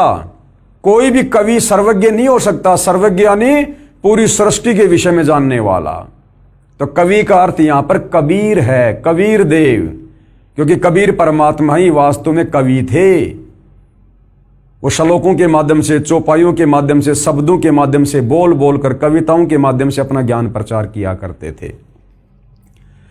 जो पुरुष यानी परमात्मा सर्वज्ञ, यहां होना चाहिए था, जो पुरुष यानी परमात्मा कबीर देव, अनादि, सबके नियंता, सूक्ष्म से भी अति सूक्ष्म, सबके धारण पोषण करने वाले, अचिंत्य रूपम, सूर्य के समान सदृश्य यानी साकार दिखाई देने वाला, नित्य चेतन, प्रकाश रूप यानी उनके एक रोमकूप में करोड़ चंद्रमा, करोड़ सूरज मिला दो, इससे भी ज्यादा रोशनी है। और अविद्या यानी अज्ञान से अति परे, शुद्ध यानी निर्विकार, सच्चिदानंद घन ब्रह्म यानी परमात्मा परमेश्वर का सुमरण करता है। तो साफ साफ यहां पर कबीर परमेश्वर जी की ओर खुलकर गीता जी में संकेत किया गया है, लेकिन हमारे नादान धर्म गुरु तत्व ज्ञान के अभाव में समझ नहीं पाए और ना समाज को शास्त्र अनुकूल साधना दे पाए। उसके बाद देखिए गीता अध्याय 8 के श्लोक नंबर 10 की फोटोकॉपी। ये श्लोक आप जियों के सामने है। प्रियाण काले मनसा अचलेन भक्त्या युक्त योग बलेन च एवं भ्रुवो मध्य प्राणम आवेश्य सम्यक सतम परम पुरुष उपेति दिव्यम। क्या अनुवाद किया है? वह भक्ति युक्त पुरुष अंत काल में भी योग बल से यानी भक्ति की शक्ति से भ्रुकुटी के मध्य में प्राणों को अच्छी प्रकार स्थापित करके फिर निश्चल मन से सुमरण करता हुआ उस दिव्य रूप परम पुरुष परमात्मा को ही प्राप्त होता है। अर्थात ये तत्व ज्ञान तत्वदर्शी संत से लेने के बाद भगत अंत काल में निश्चल होकर, निश्चिंत होकर, और जो मंत्र गुरुदेव ने दिया होता है उसका सुमरण करता हुआ जिसकी वो भक्ति करता है परम पुरुष परमेश्वर कबीर की, उसी के लोक को प्राप्त होता है। तो अपने से अन्य उस परमपिता परमेश्वर के विषय में गीता ज्ञानदाता यहां पर जानकारी दे रहा है। अर्थात गीता ज्ञानदाता समर्थ परमात्मा नहीं है, सर्वश्रेष्ठ परमात्मा नहीं है, ये अपने से अन्य उस परम अक्षर ब्रह्म की, उस कबीर देव की बार बार जानकारी दे रहा है। अब गुरुदेव क्या कह रहे हैं? विशेष गीता ज्ञान देने वाले ने गीता अध्याय 8 श्लोक 13 में अपनी भक्ति का मंत्र यानी नाम बताया है।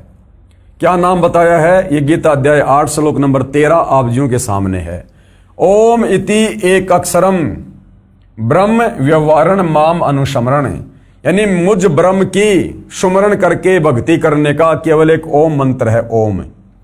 ये प्रयाति तजन देहम, जो इसका जाप करता करता शरीर छोड़ता है, स याति परमाम गतिम, वो मेरी यानी ब्रह्म की परम गति को प्राप्त होता है। ब्रह्म कहां रहता है? ब्रह्मलोक में। क्या लिखा है?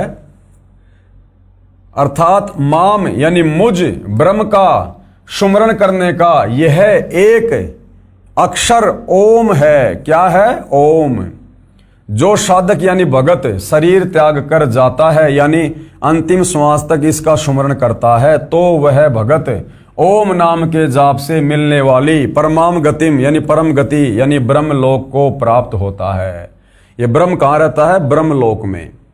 और जो ओम नाम का जाप करता है वो अंत में शरीर छोड़ने के बाद इस ब्रह्म के ब्रह्मलोक में यानी काल के ब्रह्मलोक में चला जाता है, और ब्रह्मलोक से फिर वापस आता है नीचे गधा कुत्ता सुअर बनने के लिए, नरक में जाने के लिए, लक 84 में जाने के लिए, क्योंकि गीता ज्ञानदाता की भक्ति से मुक्ति नहीं है। ओम नाम के जाप से साधक ब्रह्मलोक में जाता है, ये प्रमाण श्रीमद् देवी भागवत के 7वें स्कंद के 36वें अध्याय में है, जो कल के वीडियो में हमने देखा कि श्री देवी दुर्गा देवी पुराण में राजा हिमालय को ज्ञान देते समय बता रही है कि तू उस ओम नाम का जाप कर, और वो जो ब्रह्म है वो कहाँ रहता है? ब्रह्मलोक में। इस अध्याय की फोटोकॉपी इसी पुस्तक के पेज नंबर 45 पर लगी है, जो हम कल के वीडियो में देख चुके हैं। गीता अध्याय 8 के श्लोक 16 में कहा है, अब गीता ज्ञान दाता ये ब्रह्म गीता अध्याय 8 श्लोक 16 में क्या कह रहा है? मैं कहाँ रहता हूं कि ब्रह्मलोक में गए साधक का जन्म मरण का चक्कर सदा बना रहता है। ब्रह्मलोक में गए भगत भी पुनरावर्ती में है। पुनरावर्ती का मतलब है जहां जाने के बाद वापस लौट कर आना होता है। तो इस ब्रह्म की ओम नाम की भक्ति करने वाले भगत अंत में कहां जाएंगे? इसके ब्रह्मलोक में। और गीता अध्याय 8 श्लोक 16 में क्या कह रहा है कि ब्रह्मलोक पर्यंत सर्वलोक पुनरावर्ती में है, यानी ब्रह्मलोक में गया हुआ साधक भी वापस अपना कर्म भोग के नीचे आएगा, गधा कुत्ता बनेगा, जन्म मरण में रहेगा, नरक में जाएगा। ये देखिएगा श्लोक आप जियों के सामने है, क्योंकि मामला जनता की अदालत में है और दोनों पक्ष के वकील बिल्कुल कमर कस के खड़े हैं। और वही कोर्ट में तो बातें होती हैं सबूतों के आधार पर, परमाणु के आधार पर। तो सतगुरु रामपाल जी ने तो सबके दांत खट्टे कर दिए श्री कृष्ण जी के वकीलों के, गीता जी में प्रमाण पे प्रमाण दिखाकर। तो ये देखिए पेश है गीता अध्याय 8 श्लोक 16 की फोटोकॉपी। ये श्लोक आप जियों के सामने है, देख सकते हैं। आब्रहाम भुवनाथ पुनरावर्ती अर्जुन माम उपेते तू कौनते पुनर्जन्म न विद्यते। देखिए क्या लिखा है, हे अर्जुन ब्रह्मलोक पर्यंत सब लोक पुनरावर्ती में है, यानी ब्रह्मलोक में गया हुआ साधक भी वापस जन्म और मरण में है। पुनरावर्ती का मतलब आवागमन। आगे इन्होंने गलत अनुवाद कर दिया तत्व ज्ञान के अभाव में, क्योंकि ये श्री कृष्ण जी से ऊपर किसी को परमात्मा नहीं मानते थे, हमारे हिंदू धर्म गुरु। इसलिए फिर इन्होंने यहां पर गलत अनुवाद कर दिया और क्या कह रहे हैं, परंतु हे कुंती पुत्र मुझको प्राप्त होकर पुनर्जन्म नहीं होता। अरे यहां तो साफ साफ कह रहा कि हे अर्जुन ब्रह्मलोक पर्यंत सब लोग पुनरावर्ती में है, यानी मेरे को प्राप्त करके, मेरे को प्राप्त करने का मतलब है मेरा ब्रह्मलोक है। और ब्रह्मलोक में गया हुआ व्यक्ति भी पुनरावर्ती यानी आवागमन में है, जन्म मरण में है। फिर नीचे ये बात क्यों कहेगा, परंतु हे कुंती पुत्र मुझको प्राप्त होकर पुनर्जन्म नहीं होता। यहां पर यह गलत अनुवाद कर दिया। अब इसका यथार्थ अनुवाद सतगुरु रामपाल जी ने किया है। तो यहां पर कोर्ट में सतगुरु रामपाल जी यानी कबीर जी के वकील जनता का ध्यान आकर्षित करते हुए क्या कह रहे हैं, कृपया अदालत नोट करे, इस श्लोक के अनुवाद में गलती है। इस श्लोक के अनुवाद में गलती है यहां से कि परंतु हे कुंती पुत्र मुझको प्राप्त होकर पुनर्जन्म नहीं होता। जबकि ये गीता ज्ञानदाता आपने पहले देखा, गीता अध्याय 2 श्लोक 12, गीता अध्याय 10 श्लोक 2, गीता अध्याय 4 श्लोक 5 और 9 में खुद कह रहा कि अर्जुन तेरे और मेरे जन्म और मरण होते हैं, तू नहीं जानता मैं जानता हूं। तो यहां ये कैसे कह सकता है कि मुझको प्राप्त होकर पुनर्जन्म नहीं होता, जबकि ये खुद बार बार जन्म लेता है। अरे जब ये खुद बार बार जन्म और मरण में है तो अपने भगत का जन्म मरण कैसे समाप्त कर देगा। तो सतगुरु रामपाल जी यानी कबीर जी के वकील ने यहां पर जनता का ध्यान आकर्षित किया है कोर्ट में, और क्या कह रहे हैं, कृपया अदालत नोट करे, इस श्लोक के अनुवाद में गलती है। लिखा है कि मुझ गीता ज्ञान देने वाले को प्राप्त होकर पुनर्जन्म नहीं होता, यानी दोबारा जन्म नहीं होता। गीता ज्ञान देने वाले ने गीता अध्याय 4 श्लोक 5 में, गीता अध्याय 2 श्लोक 12 तथा गीता अध्याय 10 श्लोक 2 में स्पष्ट किया है कि मेरे अनेकों जन्म हो चुके हैं और आगे भी होते रहेंगे। जब उसके स्वयं जन्म और मृत्यु होते हैं, फिर यहां कैसे कह सकता है कि मेरे को प्राप्त होकर, यानी मेरी भक्ति करने वाले के पुनर्जन्म नहीं होंगे, यानी पुनर्जन्म को प्राप्त नहीं होता। इसका यथार्थ अनुवाद इस प्रकार है। अब इस श्लोक का वास्तव में जो अर्थ है वो सतगुरु रामपाल जी ने किया है। हे अर्जुन, ब्रह्मलोक में गए साधक भी पुनरावृत्ति में हैं, यानी नीचे से लेकर ब्रह्मलोक तक सब लोकों के प्राणी पुनरावृत्ति में यानी आवागमन में, जन्म और मरण में है, अर्थात सदा जन्म मरण के चक्कर में रहते हैं। जो ये नहीं जानते कि ब्रह्मलोक पर्यंत सभी भगत पुनरावृत्ति में हैं, जन्म और मरण में हैं, जो ये नहीं जानते वे मेरी भक्ति करके मुझे प्राप्त होकर ब्रह्मलोक में जाकर भी जन्मते मरते रहते हैं, यानी उस साधक का पुनर्जन्म होता है। गीता ज्ञानदाता कहता है कि जो मेरे विषय में पूरी तरह से तत्व ज्ञान से नहीं जानते हैं कि मैं भी जन्मता और मरता हूं और मेरे ब्रह्मलोक में गया हुआ भगत भी पुनरावृत्ति में है, जन्म मरण में है, जो ये नहीं जानते हैं वो मेरी भक्ति करते हैं और वो मेरी भक्ति करके बार बार जन्म और मरण में रहते हैं। गीता ज्ञान देने वाले ने अपने से अन्य परम अक्षर ब्रह्म यानी परमेश्वर की भक्ति करने का मंत्र गीता अध्याय 17 श्लोक 23 में बताया है। यानी गीता ज्ञान देने वाले ने खुद की भक्ति का मंत्र तो अध्याय 8 श्लोक नंबर 13 में बता दिया, ओम, और अपने से अन्य वो जिस परम अक्षर ब्रह्म की बात कर रहा है बार बार, उसकी भक्ति का मंत्र बताया है अध्याय 17 श्लोक 23 में। अगर गीता ज्ञान दाता से अन्य कोई भगवान है ही नहीं तो फिर अध्याय 17 श्लोक 23 में उसका मंत्र क्यों लिख रहा है? फिर ये किसका मंत्र है भाई? तो भाई और बहनों कहते हैं, चोर चुरावे तूमड़ी गाडे पानी मां, वो गाडे व ऊपर आवे सच्चाई छानी ना। तो सच्चाई तो भाई समय आने पर परमेश्वर के विधान अनुसार सामने आती है। तो गीता ज्ञान देने वाले ने अपने से अन्य परम अक्षर ब्रह्म यानी परमेश्वर की भक्ति करने का मंत्र गीता अध्याय 17 श्लोक 23 में बताया है, जो सांकेतिक है। क्या है? ओम तत् सत। तो ओम तो सीधा इस काल का, इस ब्रह्म का है। तत् और सत ये सांकेतिक है, कोड वर्ड में है, तत्वदर्शी संत बताएगा। कहा है कि सच्चिदानंद घन ब्रह्म यानी पूर्ण ब्रह्म परमेश्वर परम अक्षर ब्रह्म की भक्ति का ओम तत् सत यह 3 नाम का सुमरण बताया है, जिसकी सुमरण की विधि भी 3 प्रकार से है। ये तीनों नाम सांकेतिक हैं। ये ओम ये तो सीधा सीधा इस काल ब्रह्म का है, ये भी सांकेतिक है जो इस प्रकार से घुमा के लिखा हुआ है। इसका स्पष्ट नाम ओम इस प्रकार से है, गीता में तो ये लिखा है यानी सांकेतिक है, वास्तव में ये है ओम। इसी प्रकार ये जो तत् है तथा सत भी सांकेतिक है।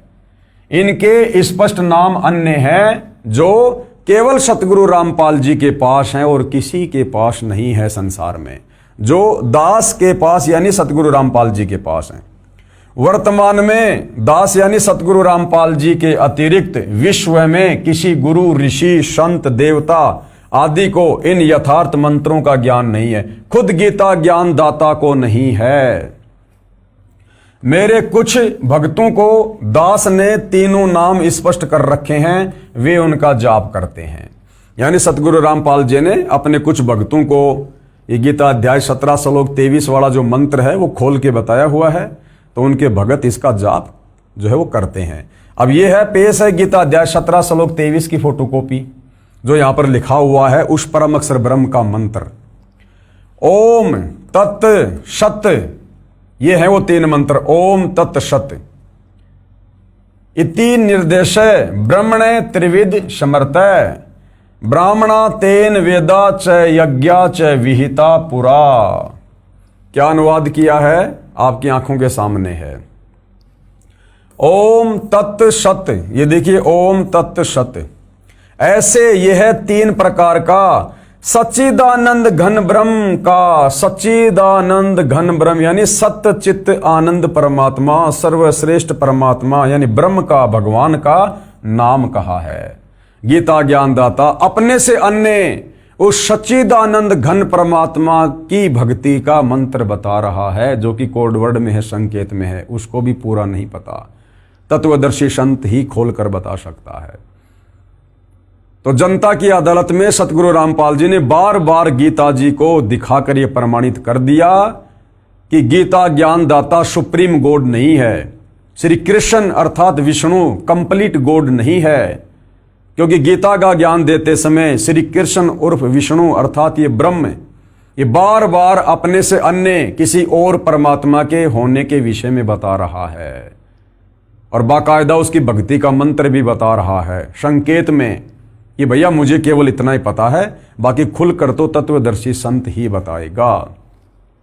अर्थात श्री कृष्ण उर्फ विष्णु की भक्ति करने से मोक्ष नहीं है, मुक्ति नहीं है, जन्म मरण समाप्त नहीं है, क्योंकि ये खुद जन्म और मरण में है। ओम तत्सत यह है 3 प्रकार का सच्चिदानंद घन ब्रह्म का नाम कहा है। उसी से सृष्टि के आदि काल में यानी सृष्टि की शुरुआत में, यानी इस काल की सृष्टि की शुरुआत में, यानी सतयुग की शुरुआत में जो ब्राह्मण यानी जो विद्वान लोग होते थे वो इन्हीं 3 मंत्रों का जाप किया करते थे। उसी से सृष्टि के आदि काल में ब्राह्मण और वेद तथा यज्ञादि रचे गए।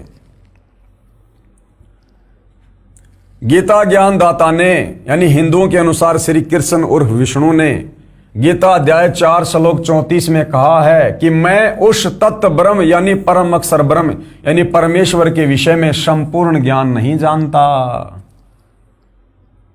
अपने आधे अधूरे ज्ञान को गीता ज्ञानदाता ने क्लियर कर दिया कि अर्जुन मैं उस परम अक्षर ब्रह्म के विषय में कंप्लीट जानकारी नहीं रखता, मेरी नॉलेज वहां तक नहीं है। भाई कौन बताएगा? तत्वदर्शी संत बताएगा, उससे जाकर पूछ।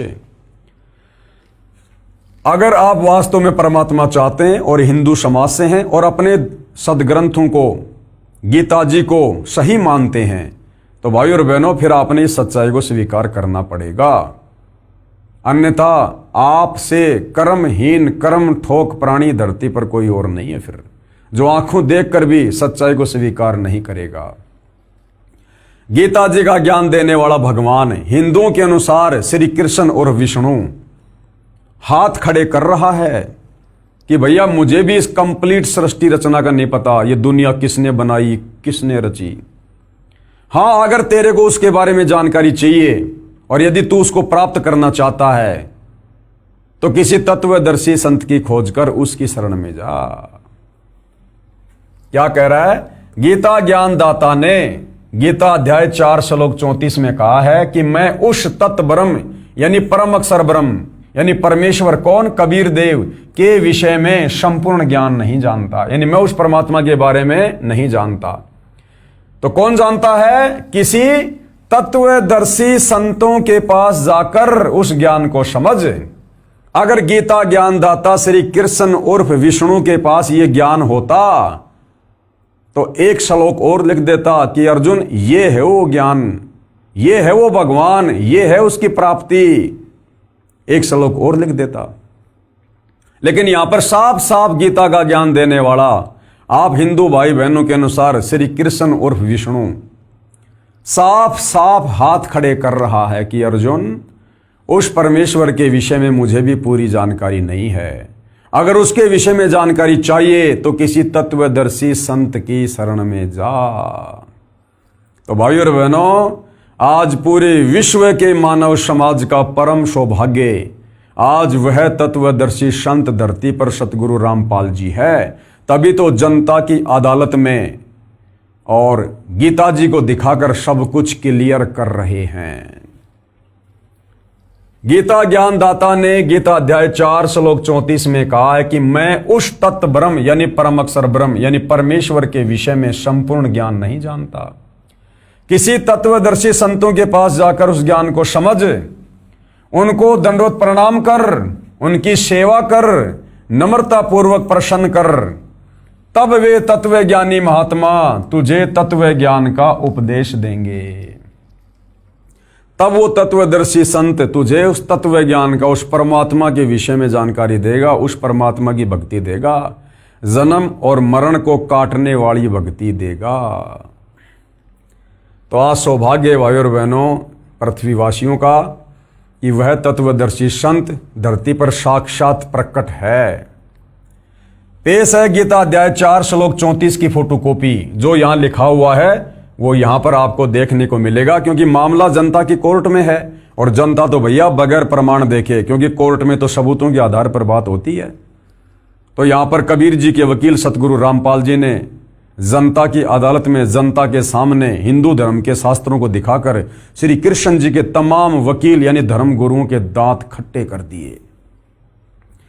देखिए क्या लिखा है, तत्व विधि प्राणिपातेन परिप्रश्नेन सेवैया उपदेक्षन्तेन ये ज्ञानम ज्ञानिन तत्वदर्शिन।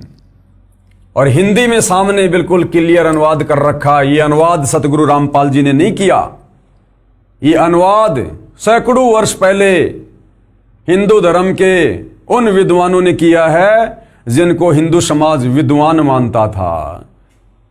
क्या कह रहे हैं गीता ज्ञानदाता, उस ज्ञान को, कौन से ज्ञान को, परमात्मा के विषय में, उस ज्ञान को तू तत्वदर्शी ज्ञानियों के पास जाकर समझ। अगर गीता ज्ञान देने वाले श्री कृष्ण के पास वो ज्ञान होता तो खुद ही ना बता देता, किसी और के पास जाकर समझने के लिए क्यों कह रहा है, क्योंकि उसे भी नहीं पता। उस ज्ञान को तू तत्वदर्शी ज्ञानियों के पास जाकर समझ। ध्यान से देख लो भाई और बहनों, बड़ा करके दिखाता हूं, कहीं आपको लगे भाई ऐसे दिखा रहे होंगे। ये देखिए, उस ज्ञान को तू तत्वदर्शी ज्ञानियों के पास जाकर समझ, उनको भली भांति दंडवत प्रणाम करने से और उनकी सेवा करने से और कपट छोड़कर सरलता पूर्वक प्रश्न करने से वे परमात्म तत्व को भली भांति जानने वाले यानी पूर्ण परमात्मा के विषय में जानने वाले ज्ञानी महात्मा यानी तत्वदर्शी संत तुझे उस तत्व ज्ञान का उपदेश करेंगे। यानी वो तत्वदर्शी संत तुझे बताएगा कि वास्तव में परमात्मा कौन है, कैसा है, कहाँ रहता है और कैसे मिलता है। तो भाई और बहनों, ये गीता अध्याय 4 श्लोक 34 बिल्कुल क्लियर कर रहा है कि कंप्लीट गॉड के विषय में, कबीर देव के विषय में गीता ज्ञान देता आप लोगों के अनुसार श्री कृष्ण, हमारे अनुसार ब्रह्म, इसको भी कंप्लीट सृष्टि का ज्ञान नहीं है और किसी तत्वदर्शी संत की शरण में जाने का ऑप्शन अर्जुन को दे दिया। तो भला आज हिंदू समाज गीता ज्ञानदाता श्री कृष्ण उर्फ विष्णु अर्थात ब्रह्म की भक्ति करके भला कैसे उस सर्वश्रेष्ठ परमात्मा को प्राप्त कर सकता है, कैसे जन्म और मरण से मुक्ति प्राप्त कर सकता है। तो तत्वदर्शी संत की शरण में जाना पड़ेगा, क्योंकि ये गीता जी निर्देशित कर रही है। यदि आप गीता जी को हिंदुओं का सर्वश्रेष्ठ ग्रंथ मानते हैं तो, अन्यथा यही लक 84 योनि में गधे कुत्ते सूअर बनकर अपना कर्म भोगना पड़ेगा। काल की भक्ति कर करके, ब्रह्मा विष्णु महेश की पूजा कर करके लक 84 योनियों में तरह तरह के शरीर धारण करके कष्ट भोगना पड़ेगा, नरक में भी जाना पड़ेगा और तपतशिला पर भी काल भून भून के खाएगा। आगे देखिएगा, तत्वदर्शी संत की पहचान भी बताई है। अध्याय 4 श्लोक 34 में जिस तत्वदर्शी संत की शरण में जाने की सलाह गीता ज्ञानदाता अर्जुन को दे रहा है, साथ में उस तत्वदर्शी संत की पहचान भी बता रहा है कि उस तत्वदर्शी संत की पहचान क्या होगी। तो जो पहचान गीता अध्याय 15 श्लोक 1 से 4 में बताई जा रही है, उस प्रकार से आज तक ये ज्ञान इस धरती पर सतयुग से लेकर वर्तमान समय तक सतगुरु रामपाल जी के अलावा किसी भी धर्म के धर्म गुरु ने नहीं दिया। यानी जिस संसार रूपी उल्टे लटके हुए पेड़ की व्याख्या सतगुरु रामपाल जी ने की है, आज तक किसी भी धर्म गुरु ने करके नहीं बताई। इसे स्वयं सिद्ध होता है कि गीता अध्याय 15 श्लोक 1 से 4 के अनुसार वो तत्वदर्शी संत वर्तमान में सतगुरु रामपाल जी हैं। तो तत्वदर्शी संत की पहचान, तत्वदर्शी संत की क्या पहचान बताई गई है गीता जी में? गीता अध्याय 15 के श्लोक 1 से 4 में स्पष्ट किया है कि ये संसार रूपी पीपल का वृक्ष मानो, उसकी जड़ ऊपर को पूर्ण ब्रह्म यानी परम अक्षर ब्रह्म है, नीचे को तीनों गुण रूप शाखाएं हैं, जो संत इस संसार रूपी वृक्ष के सभी अंगों की जानकारी रखता है, यानी सभी भगवानों की अलग अलग जानकारी दे दे कि ब्रह्मा विष्णु महेश कौन है, ये ब्रह्म कौन है, अक्षर पुरुष क्या है और परम अक्षर ब्रह्म क्या है, वह वेद के तात्पर्य को जानने वाला है, यानी वह तत्वदर्शी संत है। ये देखिएगा गीता अध्याय 15 श्लोक 1, क्योंकि जनता की अदालत में मामला है, प्रमाण तो देने पड़ेंगे। तो पेश है गीता अध्याय 15 श्लोक 1 की फोटोकॉपी। ऊर्ध्वर मूलम अधय शाखम अश्वत्थम प्राहु अव्यम छंदासी यस्य प्रणानी ये तम वेद च वेदवित। अब हमारे नादान धर्म गुरुओं ने इस अध्याय के इस श्लोक में अनुवाद करते समय अड़ंगा कर दिया, उसको भी सतगुरु रामपाल जी ने फिर शुद्ध करके समझाया है। तो गीता अध्याय 15 श्लोक नंबर 1, जिसमें तत्वदर्शी संत की पहचान के विषय में बताया गया है, उसके पश्चात श्री भगवान फिर बोले, हे अर्जुन, आदि पुरुष परमेश्वर मूल रूप वाले और ब्रह्म रूप मुख्य शाखा वाले, जिस संसार रूप पीपल के वृक्ष को अविनाशी कहते हैं, तथा वेद जिसके पत्ते कहे गए हैं, ये इन्होंने गलत अनुवाद कर दिया कि वेद जिसके पत्ते कहे गए हैं, ये यहां पर गलत अनुवाद है। ये सतगुरु रामपाल जी समझाएंगे कि वास्तव में संसार रूपी वृक्ष के जो पत्ते हैं वो कौन हैं, क्या है। जबकि हमारे गीता अनुवादकों ने तत्व ज्ञान के अभाव में क्या लिख दिया, तथा वेद जिसके पत्ते कहे गए हैं, उस संसार रूप वृक्ष को जो पुरुष मूल सहित तत्व से जानता है, वह वेद के तात्पर्य को जानने वाला है, अर्थात वो तत्वदर्शी संत है। अब देखिएगा गीता अध्याय 15 श्लोक 4 में कहा है कि तत्व ज्ञान की प्राप्ति के पश्चात, अर्थात उस तत्वदर्शी संत से नाम उपदेश लेकर तत्व ज्ञान प्राप्ति के बाद परमेश्वर के उस परम पद की खोज करनी चाहिए, यानी सतलोक जाने के लिए फिर भक्ति करके जी जान लगा देनी चाहिए। जहां जाने के पश्चात, कहां, सतलोक जाने के पश्चात साधक यानी भगत कभी लौटकर संसार में नहीं आता। कौन से संसार में? काल के 21 ब्रह्मांड में। यह भी स्पष्ट है कि उसी की भक्ति करनी चाहिए। आगे देखिए, पेश है गीता अध्याय 15 श्लोक 4 की फोटोकॉपी। तत् पदम तत् परिमार्गी त्वं यस्मिन् गता न निर्वंतति भूये तम एवं च आद्यम पुरुषम परपदे। और क्या लिखा हुआ यहां पर गीता अध्याय 15 श्लोक 4 कि तत्वदर्शी संत की प्राप्ति के बाद उससे तत्व ज्ञान लेकर, नाम उपदेश लेकर, फिर उस परम अक्षर ब्रह्म कबीर देव की भक्ति करनी चाहिए।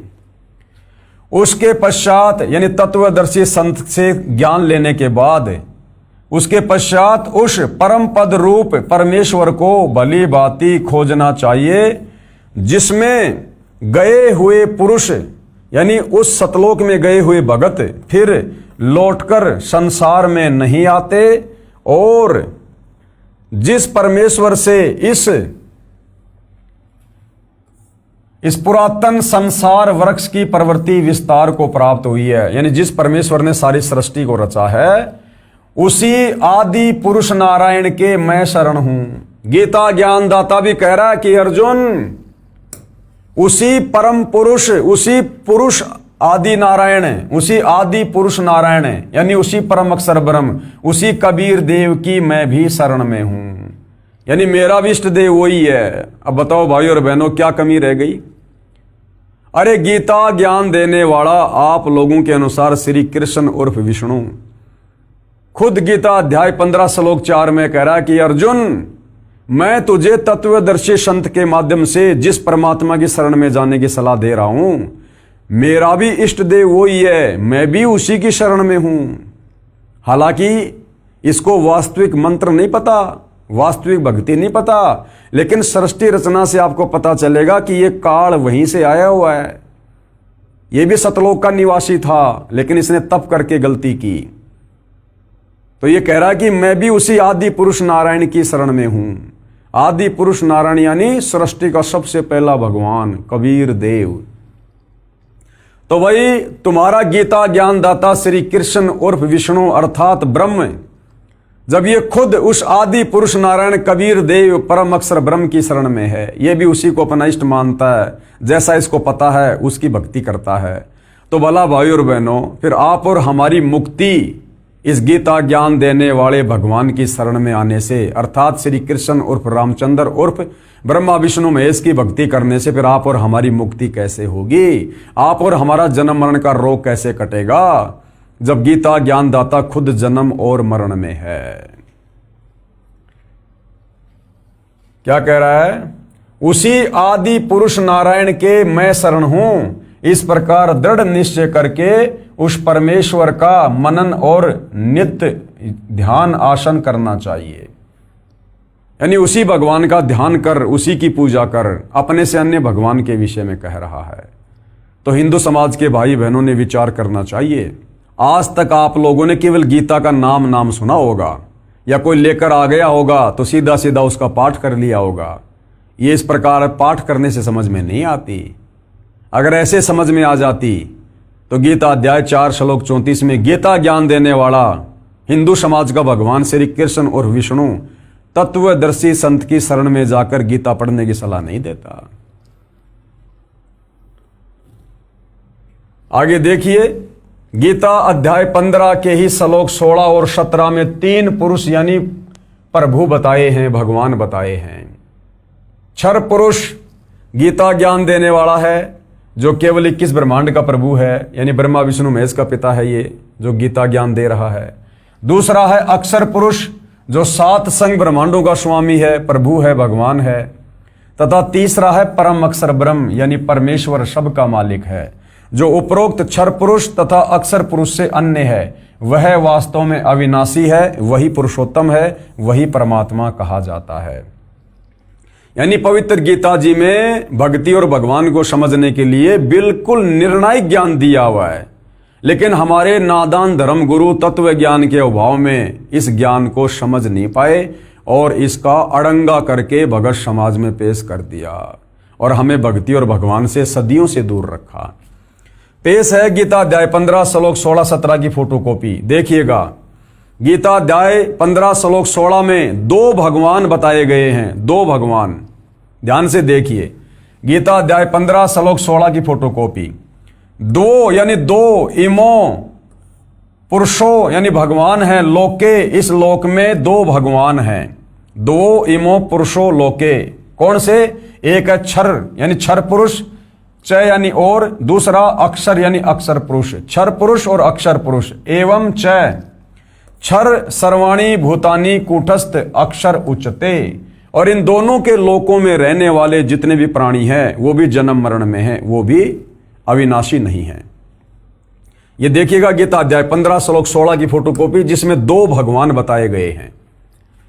इस संसार में नाशवान और अविनाशी भी ये 2 प्रकार के पुरुष हैं, यानी भगवान हैं। अब नाशवान तो खुद है, ये काल है, गीता ज्ञानदाता ब्रह्म है, क्षर पुरुष, और अविनाशी कह रहा है ये अक्षर पुरुष को, क्योंकि अक्षर पुरुष की उम्र इस क्षर पुरुष से, काल से काफी लंबी है, परंतु मृत्यु उसकी भी होती है। गुरुदेव ने बताया जिस प्रकार एक चीनी मिट्टी का कोई बर्तन होता है, वो अगर हाथ से छूट गया तो वो तुरंत टूट जाएगा, और दूसरा कोई एक लोहे का बर्तन है, कोई स्टील का बर्तन है, वो हाथ से छूट जाएगा तो नहीं टूटेगा, लेकिन लोहे को भी जंग लगेगी, समय चाहे ज्यादा लगता है। यानी लोहा जो होता है वो भी नाशवान है, उसको भी जंग लगती है और नष्ट होता है। इसलिए अक्षर पुरुष को उसकी ज्यादा लंबी उम्र होने के चलते यहां पर अविनाशी यानी अक्षर कहा है, जबकि दोनों ही अविनाशी हैं। इस संसार में नाशवान और अविनाशी भी ये 2 प्रकार के पुरुष यानी भगवान हैं। और संपूर्ण भूत प्राणियों के शरीर यानी इन लोकों में रहने वाले जितने भी प्राणी हैं उनके शरीर भी नाशवान हैं, और जीवात्मा अविनाशी का है। जीवात्मा तो किसी की भी नहीं मरती, ठीक है। तो गीता अध्याय 15 श्लोक 16 में ये 2 भगवान आप जियों के सामने हैं। कौन है? एक तो ये काल है यानी क्षर पुरुष, ब्रह्मा विष्णु महेश का पिता। दूसरा ये अक्षर पुरुष है जो सात संग ब्रह्मांड का स्वामी है। तो ये दो भगवान हो गए गीता अध्याय 15 श्लोक नंबर 16 में। अब जस्ट आगे गीता अध्याय 15 श्लोक 17 में गीता ज्ञानदाता क्या कह रहा है कि वास्तव में जो पुरुषोत्तम है, उत्तम पुरुष, सर्वश्रेष्ठ परमात्मा, वो तो इन दोनों से अलग ही है। देखिएगा भाई और बहनों, अब देखिए गीता अध्याय 15 श्लोक 17 की फोटोकॉपी। उत्तम पुरुष तु अन्य और परमात्मा इति उदाहरते। उत्तम पुरुष तु अन्य यानी सर्वश्रेष्ठ परमात्मा तो उन दोनों से अन्य ही है। ये लोक तरम अवश्य विवर्ती अव ईश्वरे, जो तीनों लोकों में प्रवेश करके सबका धारण पोषण करता है, वो कौन है? परम अक्षर ब्रह्म कबीर देव। देखिएगा क्या लिखा है, उत्तम पुरुष तो अन्य ही है। उत्तम यानी सर्वश्रेष्ठ और पुरुष यानी परमात्मा भगवान। तो कह रहा है गीता अध्याय 15 श्लोक 16 में जो दो भगवान हैं, क्षर और अक्षर, उन दोनों से अन्य है। उत्तम पुरुष तो अन्य ही है जो तीनों लोकों में प्रवेश करके, यानी काल के किस ब्रह्मांडों में? अक्षर पुरुष के सात्संग ब्रह्मांडों में, और ऊपर के सतलोक आदि लोकों में प्रवेश करके सबका धारण पोषण करता है, सारी सृष्टि को चला रहा है। उत्तम पुरुष तो अन्य ही है जो तीनों लोकों में प्रवेश करके सबका धारण पोषण करता है, एवं अविनाशी परमेश्वर और परमात्मा इस प्रकार कहा गया है। उसी को वास्तव में अविनाशी परमात्मा कहा गया है। वो कभी नहीं मरता, उसको कोई नहीं मार सकता, क्योंकि गीता अध्याय 2 श्लोक 17 में खुद ये काल गीता का ज्ञान देने वाला कह रहा है कि अर्जुन अविनाशी तो उसको जान जिसको मारने में कोई समर्थ नहीं। यानी अर्जुन मैं भी अविनाशी नहीं हूं। खुद के विषय में तो गीता अध्याय 2 श्लोक 12, अध्याय 10 श्लोक 2, अध्याय 4 श्लोक 5 और 9 में कह दिया कि मेरे और तेरे बहुत जन्म हो चुके हैं, आगे भी होंगे, तू नहीं जानता मैं जानता हूं। फिर गीता अध्याय 2 श्लोक 17 में अपने से अन्य भगवान के विषय में कह रहा कि अर्जुन अविनाशी तो उसको जान जिसको मारने में कोई भी सक्षम नहीं, अर्थात कबीर परमात्मा। गीता अध्याय 15 श्लोक 16-17 का श्लोक 1 से 4 से संबंध है। गीता अध्याय 15 श्लोक 1 से 4 में कहा कि ये संसार पीपल के वृक्ष के समान जानो, जिसकी जड़ यानी मूल ऊपर को मानो जो परम अक्षर ब्रह्म है, तथा नीचे को तीनों गुण रजगुण ब्रह्मा, सतगुण विष्णु, तमगुण शिव जानो। इस प्रकार इस संसार रूप वृक्ष के पत्ते आदि तना व मोटी डार विभाग हैं, जो इस संसार रूप वृक्ष के सब अंगों मूल, तना, डार, शाखा तथा पत्ते को जानता है, वो तत्वदर्शी संत है। परमेश्वर कबीर जी ने काशी, बनारस शहर, भारत देश में प्रकट कब? सन 1398 से 1518 में, लगभग 550 वर्ष पहले, यानी सन 1398 और 1518 के दौरान, यानी 120 साल तक तत्वदर्शी संत रूप में यह भेद बताया था और कहा था। यानी वो परम अक्षर ब्रह्म, उत्तम पुरुषत्व अन्य, जिसके विषय में गीता ज्ञान दाता बार बार कह रहा है कि मेरे से अन्य उस परमात्मा की शरण में जा, वो कबीर देव है, परम अक्षर ब्रह्म है। वो कबीर परमात्मा चारों युगों में यहाँ आते हैं हमें ये तत्व ज्ञान समझाने के लिए। और लेटेस्ट में 650 साल पहले बनारस के काशी में आए, जिनको हम कबीर दास के नाम से जानते हैं। 120 साल तक उन्होंने अपना ये तत्व ज्ञान दिया सिंपल भाषा में। और क्या कहा करते थे? कबीर अक्षर पुरुष एक पेड़ है और निरंजन वाकी डार, और तीनों देवा शाखा हैं, पात रूप संसार। सिंपल भाषा में उन्होंने यही ज्ञान दिया जिस ज्ञान का समर्थन आज हमारे धर्म ग्रंथ कर रहे हैं। क्या कहा? कबीर अक्षर पुरुष एक पेड़ है और क्षर पुरुष वाकी डार। क्षर पुरुष कौन है? ये काल है, ब्रह्मा विष्णु महेश का पिता। और तीनों देवा ब्रह्मा विष्णु महेश ये उस पेड़ की शाखा हैं, और पात रूप संसार। जहां पहले अनुवाद किया था गीता अध्याय 15 श्लोक 1 का हमारे विद्वान अनुवादकों ने, हिंदू धर्म गुरुओं ने, जिन्होंने कहा था कि वेद उस पेड़ के पत्ते हैं। वेद नहीं, आप और हम जितने भी प्राणी हैं ये हैं वो पत्ते, पात रूप संसार। अर्थात इस संसार रूप वृक्ष का जो तना है वो तो अक्षर पुरुष जानो, जिसके साथ संग ब्रह्मांड है। डार मानो क्षर पुरुष, यानी ये काल जिसके 21 ब्रह्मांड हैं। और तीनों देवता रजगुण ब्रह्मा, सतगुण विष्णु तथा तमगुण शिव कौन है? ये शाखा मानो। और छोटी टहनियों तथा इन पत्तों को देवता समेत अन्य जीव जंतु जानो। मूल रूप परमेश्वर कबीर जी हैं। भक्ति रूपी पेड़, संसार रूपी पेड़ की जो जड़ है, जो जमीन के अंदर है, जो दिखाई नहीं दे रही, वो कौन है? वो परम अक्षर ब्रह्म है, कबीर परमात्मा है।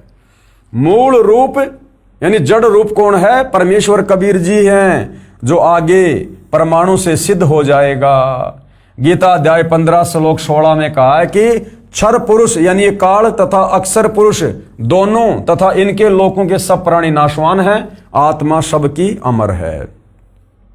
फिर गीता अध्याय 15 श्लोक 17 में उस उत्तम परमेश्वर के विषय में क्या कहा कि उत्तम पुरुष यानी पुरुषोत्तम तो उपरोक्त क्षर पुरुष यानी काल तथा अक्षर पुरुष से अन्य ही है, जो परमात्मा कहा जाता है, जो तीनों लोकों में यानी क्षर पुरुष इस काल के लोक में और अक्षर पुरुष के लोक तथा अन्य परम अक्षर ब्रह्म के लोक यानी ऊपर के सतलोक, अलख लोक, अगम लोक, इन लोकों में प्रवेश करके सबका धारण पोषण करता है। जिस प्रकार पेड़ की जड़ से पेड़ के उस तने को, डारी को, शाखाओं को, टहनियों को सबको खुराक मिलती है, उसी प्रकार वो परम अक्षर ब्रह्म जो सतलोक में रहता है वो सारी सृष्टि का धारण पोषण करता है। वास्तव में अविनाशी परमेश्वर यानी परम अक्षर ब्रह्म है, क्योंकि वृक्ष का पोषण मूल यानी जड़ से होता है। उपरोक्त परमाणु से स्पष्ट हुआ कि श्री विष्णु उर्फ श्री कृष्ण से अन्य परमेश्वर है, यानी गीता ज्ञान दाता से अन्य सर्वश्रेष्ठ परमात्मा है, परम अक्षर ब्रह्म, जो वास्तव में अविनाशी है, यानी उसको मारने में कोई सक्षम नहीं है और सबका धारण पोषण करता है, सबका उत्पत्ति करता है। सतलोक में सबकी उत्पत्ति उसी कबीर परमात्मा से हुई। वही उत्तम पुरुष यानी पुरुषोत्तम यानी सभी भगवानों में सर्वश्रेष्ठ है, अविनाशी परमेश्वर है, परम शांतिदायक है, क्योंकि सतलोक में फिर कभी जन्म मरण नहीं होता, लड़ाई झगड़ा नहीं होता। वहां पर जन्म मरण से छूटने के लिए गीता ज्ञान देने वाले ने अर्जुन के माध्यम से भगत समाज को उसी अपने से अन्य कबीर परमेश्वर की शरण में जाने के लिए कहा है। तो भाइयों और बहनों, पूरी तरह से इस पवित्र पुस्तक कबीर बड़ा या कृष्ण से जनता की अदालत में, जनता के सामने कबीर परमेश्वर जी के वकील सतगुरु रामपाल जी ने हिंदू धर्म के धर्मशास्त्रों को दिखाकर, विशेषकर पवित्र गीता जी को दिखाकर ये क्लियर कर दिया है कि गीता ज्ञान दाता आप लोगों के अनुसार श्री कृष्ण उर्फ विष्णु के पास में कंप्लीट सृष्टि का ज्ञान नहीं है, कंप्लीट आध्यात्मिक ज्ञान नहीं है। श्री कृष्ण उर्फ विष्णु ये खुद जन्म और मरण में है। श्री कृष्ण उर्फ विष्णु इनके पास में मोक्ष मंत्र नहीं है। इनकी भक्ति करने से जीव आत्मा परम शांति को प्राप्त नहीं हो सकती। 184 योनियों में गधा कुत्ता सुअर बनने से नहीं बच सकती, नरक में जाने से नहीं बच सकती, मरण और बुढ़ापे के कष्ट से नहीं बच सकती। और गीता ज्ञान दाता से अन्य जो सर्वश्रेष्ठ परमात्मा है वो परम अक्षर ब्रह्म है, कबीर देव है, जो तीनों लोकों में प्रवेश करके सबका धारण पोषण करता है। और उस परम अक्षर ब्रह्म की भक्ति चाहिए तो आपने गीता अध्याय 4 श्लोक 34 के अनुसार किसी तत्वदर्शी संत की खोज करनी होगी। वो तत्वदर्शी संत आपको बताएगा कि आपका जन्म मरण से छुटकारा कैसे होगा। और वो तत्वदर्शी संत वर्तमान में धरती पर सतगुरु रामपाल जी हैं। तो जनता की अदालत में कबीर जी के वकील सतगुरु रामपाल जी ने, जो स्वयं ही अपने वकील बनकर खड़े होते हैं, इन्होंने बिल्कुल श्री कृष्ण जी के वकीलों के दांत खट्टे कर दिए। और शिक्षित जनता धीरे धीरे सब कुछ समझ रही है, बुद्धि विवेक का इस्तेमाल कर रही है और अब अपनी आत्मा के कल्याण के लिए उमड़ उमड़ कर कबीर जी के वकील सतगुरु रामपाल जी की शरण में आकर अपनी आत्मा का कल्याण करवा रही है। तो भाइयों और बहनों, जनता की अदालत में कबीर जी के वकील सतगुरु रामपाल जी की तरफ से हिंदू धर्मशास्त्रों को दिखाकर इसी प्रकार से मुकदमा जारी रहेगा जब तक कबीर जी के वकील सतगुरु रामपाल जी हिंदू धर्मशास्त्रों से प्रमाणित नहीं कर देते हैं कि वास्तव में एक परमेश्वर कौन है, किसकी भक्ति करनी चाहिए, मुक्ति कैसे होगी। और हिंदू धर्म के जो ये भगवान हैं जिनको अज्ञानता में हिंदू भाई बहन सर्वश्रेष्ठ परमात्मा मानते हैं, श्री ब्रह्मा, श्री विष्णु, श्री महेश को, ये नाशवान है, इनका जन्म और मरण होता है, ये भी काल के जाल में है और इनकी भक्ति से मुक्ति नहीं है। तो मुकदमा लगातार इसी प्रकार जारी रहेगा। कल की डेट में हम फिर से जनता की अदालत में पेश होंगे। आगे की कार्रवाई कल शुरू होगी और आगे की कार्रवाई का टॉपिक है परम अक्षर ब्रह्म की भक्ति से पूर्ण मोक्ष होता है। परम अक्षर ब्रह्म कौन? कबीर परमात्मा, कबीर परमेश्वर, जो तीनों लोकों में प्रवेश करके सबका धरण पोषण करते हैं, जिसकी शरण में जाने के लिए गीता अध्याय 18 श्लोक 66 में गीता ज्ञान दाता अर्जुन को कह रहा है कि सर्व धर्मान परित्यज्य माम एकम शरणम व्रज अहम तवा सर्व पापेभ्यो मोक्षयामि मा शुच। तो उस परम अक्षर ब्रह्म यानी कबीर देव की भक्ति करने से ही आत्मा का पूर्ण मोक्ष होगा और दूसरा कोई विकल्प इस क्षर पुरुष के 21 ब्रह्मांड में और अक्षर पुरुष के 7 संग ब्रह्मांड में नहीं है। और उस परम अक्षर ब्रह्म की भक्ति बताने वाला वो परम अक्षर ब्रह्म स्वयं ही आज धरती पर सतगुरु रामपाल जी के रूप में प्रकट हैं। तो आगे की कार्रवाई के लिए हम कल फिर लाइव जुड़ेंगे।